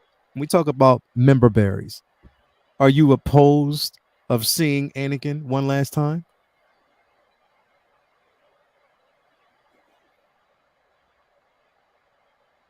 kind of, sort of, not really. If that makes sense. I don't know, man. I don't know. I really don't want to talk about those rumors. You know what I mean? But I'm just saying. I'm just saying it's heard, speculation at this point. Can we talk about this with Vinny being here, man? Well, it's speculation. We don't know yet. Nobody knows yet. It's all speculation. This is things that people are talking about, the possibility that we might see him again. So nothing has been, no one's saying that this is going to happen. At this particular point, it is all speculation. Yeah. We'll see. We'll see what happens. You know what I do wouldn't mind seeing is that the Night Sister behind you on that last detoff, to your right. Whose? Mine? Yours. Is she still alive now? I think so. I don't recall, to be honest. You mean Asajj Ventress? Asajj Ventress? Yeah. I wouldn't mind seeing her again. Here's the thing. She was in an episode of Ahsoka. Not Ahsoka, of Clone Wars. Season 7. She was there. So I think that, again, unless they've retconned her story, because remember, like, she did die in the books, but a lot of that, canonized and stuff like that. But they could change the narrative. I think Asajj is still alive. I think I think she's still alive. And a lot of people, I even saw people saying, well, what if in fact she's Morak? Nah, I don't believe that. I don't believe she is. I don't want to see her in this, though. What'd you say? I'd rather them save her for something else where she could be featured. Featured a lot more. Yeah. I don't want her still. I mean, there's already so much going on and will be going on. We haven't even seen Thrawn yet. And when we see Thrawn, it's going to be methodical and take a lot of time. And I want him to give speeches. I want him to be showing tactical prowess. I want him to be doing all this kind of shit. And that's above and beyond all the shit going on with Baylan and Shin. If you throw in Asajj too, I mean, I don't know that they give her own show based on her look and probably how hard it would be to pull it off. But I would love to see her somehow in something, but where she could be featured. I wouldn't want to see her just like thrown in, even though she makes sense. She would make sense, but maybe if they weren't using Baylan and Shin already. Yeah, I don't think that they're going to bring her in this show, but it would be dope if we got a chance to basically see her. But again, I do think, like you said, if we see her on a much bigger platform, I definitely will welcome that, because I want that so bad. I want to see her in live action so bad. So definitely to get that in another aspect would be super dope. But anyway, yes. Any last thoughts? Any final thoughts before we close out? Looking forward to the rest of it, man. Thank God for Tuesday nights too. Thank God for Tuesday nights. It's love. It's love. Night. So everybody out there, this is what we're going to do. Tune in. If you want, I'm inviting everybody to Harrisburg, Pennsylvania. I'll get you Vinny's address. Everybody here who's watching, we can go to Vinny's crib and we can basically watch it in the living room. Now, if it's too many people, because we got 73 people in here, I think you can possibly squeeze 73 people in Vinny's crib, and we can all watch it on the sound system. So definitely we'll make that happen. Yeah, I'm there. Yeah, I'm definitely there. Do it. Hell yeah. But yeah, man, definitely I cannot wait for next Tuesday. I'm so glad they did that, and I don't have to wake up early in the morning again, bro, because that shit used to piss me off. So glad that they decided to do the show. I think it's smarter, and I think you would even get more viewership this way, that a bit more than the other way. So it just depends. But again, I'm super hyped for the rest of the show. Cannot wait. I'm excited. And I know everybody out there. Thank you guys for actually being here with us. What you got going on? I have what do I have going on? Today is Thursday. Tomorrow I'm going to be doing a review of The Wheel of Time season 1 with a preview for season 2 on my channel and on the Ver Network. Also going to be doing a review of this show again with Catherine Cook, a PGS member. Of course, we can't talk enough or say enough about the show. So going to be doing another one tomorrow night at 10. And of course, after that, I'm assuming we're doing Midnight Musings, Lael, on the Ver Network. But also on Sunday, you can find me doing my Sunday brunch show at 10:30 a.m. on my channel, Positive Fandom. also have a bunch of other watch parties coming up for my historical movie series, where I look at World War II or historically based films on my channel. We just did a show tonight before this one for a movie called Narvik, which was also amazing, guys. So do check that out. And what else do I have coming up? I can't remember everything. That's probably everything. But I did just want to say this has been such a great show tonight. Thanks for having me. It's always wonderful talking about Star Wars. Until the next time, everybody. Yes. So excited. Thank you for being here. Make sure that you actually tune in if you haven't already subscribed to the network. Midnight Music, also Metal PGS All Stars, Positive Fandom all day. Make sure you subscribe on YouTube and support. Definitely you want to do so. And support those audiobooks coming soon. And got those audiobooks coming soon. Definitely. Speaking of which, Vinny, what you got coming up next, bro? I got this Harrisburg Comic and PopCon coming up this weekend. Excited for that. Like I said, should be doing that. I'll be there Saturday and Sunday. So if you are anywhere near the Central PA area, come on by, say what's up to your boy, buy some art. Other than that, I'm looking forward to Comic Book Talk with Friends, as always, on Monday nights on your channel. Yes. And Ahsoka, next Tuesday, where I don't have to either wake up early Wednesday morning or somehow fight the crack addict, staying off my phone of Facebook all day. Because at some point, even when I don't wake up early, I just instinctively just go check my phone on a lunch break or whatever, and it's like, shit, there's a spoiler. I should have woke up early. I don't have to worry about that this season. I love it. It's love. No. It's love. So, and then I'm sure we'll be back to talk more on Uncivilized. What? Wait. What happened with that whole thing about being a bully, man? Yep. What's up with that? Yep. What you talking about? I didn't do this. Look at it. Why's your name on it? See? I've gone back and forth. So what? Trying to figure out how. Wow. Hypocrite. Look at this. Stop all bullying. Hashtag stop bullying. Oh my God, Star Fox! I almost forgot about that motherfucker. It's rolling around somewhere. Like when he comes back, people are like, "Oh yeah, that's right." Yeah, nobody sees. Exactly, bro. Like, oh, this dude. Yo. Yeah. Oh my God. Oh, what? Hell the yeah. body count. The Reds. Hell yeah, bro. Nobody wants to see no damn Star Fox, man.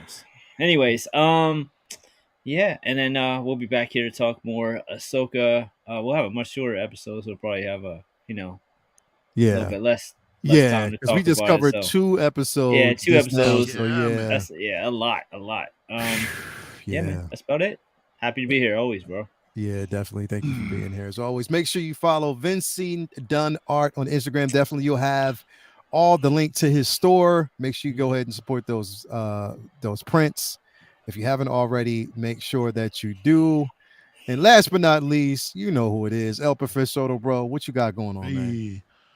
LWO tomorrow night on P-Rock's channel, man. Come check us out. Hopefully we'll be on at 10:30 Eastern, but considering P-Rock will probably be like, I don't know.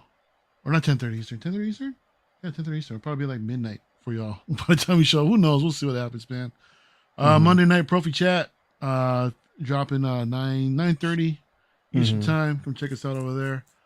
And tomorrow night, Miguel, Toy Quest 101. I think I'll be there with Susan. She used to work from Sideshow. Yeah. I'm go hanging out with her a little bit tomorrow. So yeah. I think that's basically it. The Profi fans probably start that up pretty soon. So look out for that. And the OnlyFans, you know what I mean? Profi's the lights. You know how we roll. Definitely, fans. Man. So we'll see what's up. But I appreciate that. Definitely, man. Thank you for being here. As always, if you haven't already, El Professor on IG and YouTube, make sure you go ahead and subscribe, give a like, support the channel. Also, if you haven't already, become a member of the 16 Scale Man YouTube channel on Twitter and Instagram. Actually, I don't even use Twitter anymore. They call it X. I haven't been on there since. Yeah, I definitely haven't. But, definitely make sure you support the Instagram. Again, I am on my way to 4,000 subscribers. If you haven't already, hit that like button basically and subscribe to the channel. Make sure that you actually do it. Help me get there. I do basically appreciate that. Again, become also a member of the Figure Flex Friday Facebook group. Would definitely appreciate that. But then again, till the next time, till next Tuesday, definitely we will see you guys again. It's been a great show, but as always, we have to remind y'all, if you can't do anything else, always remain uncivilized. Let's go. We are out. Peace. So uncivilized.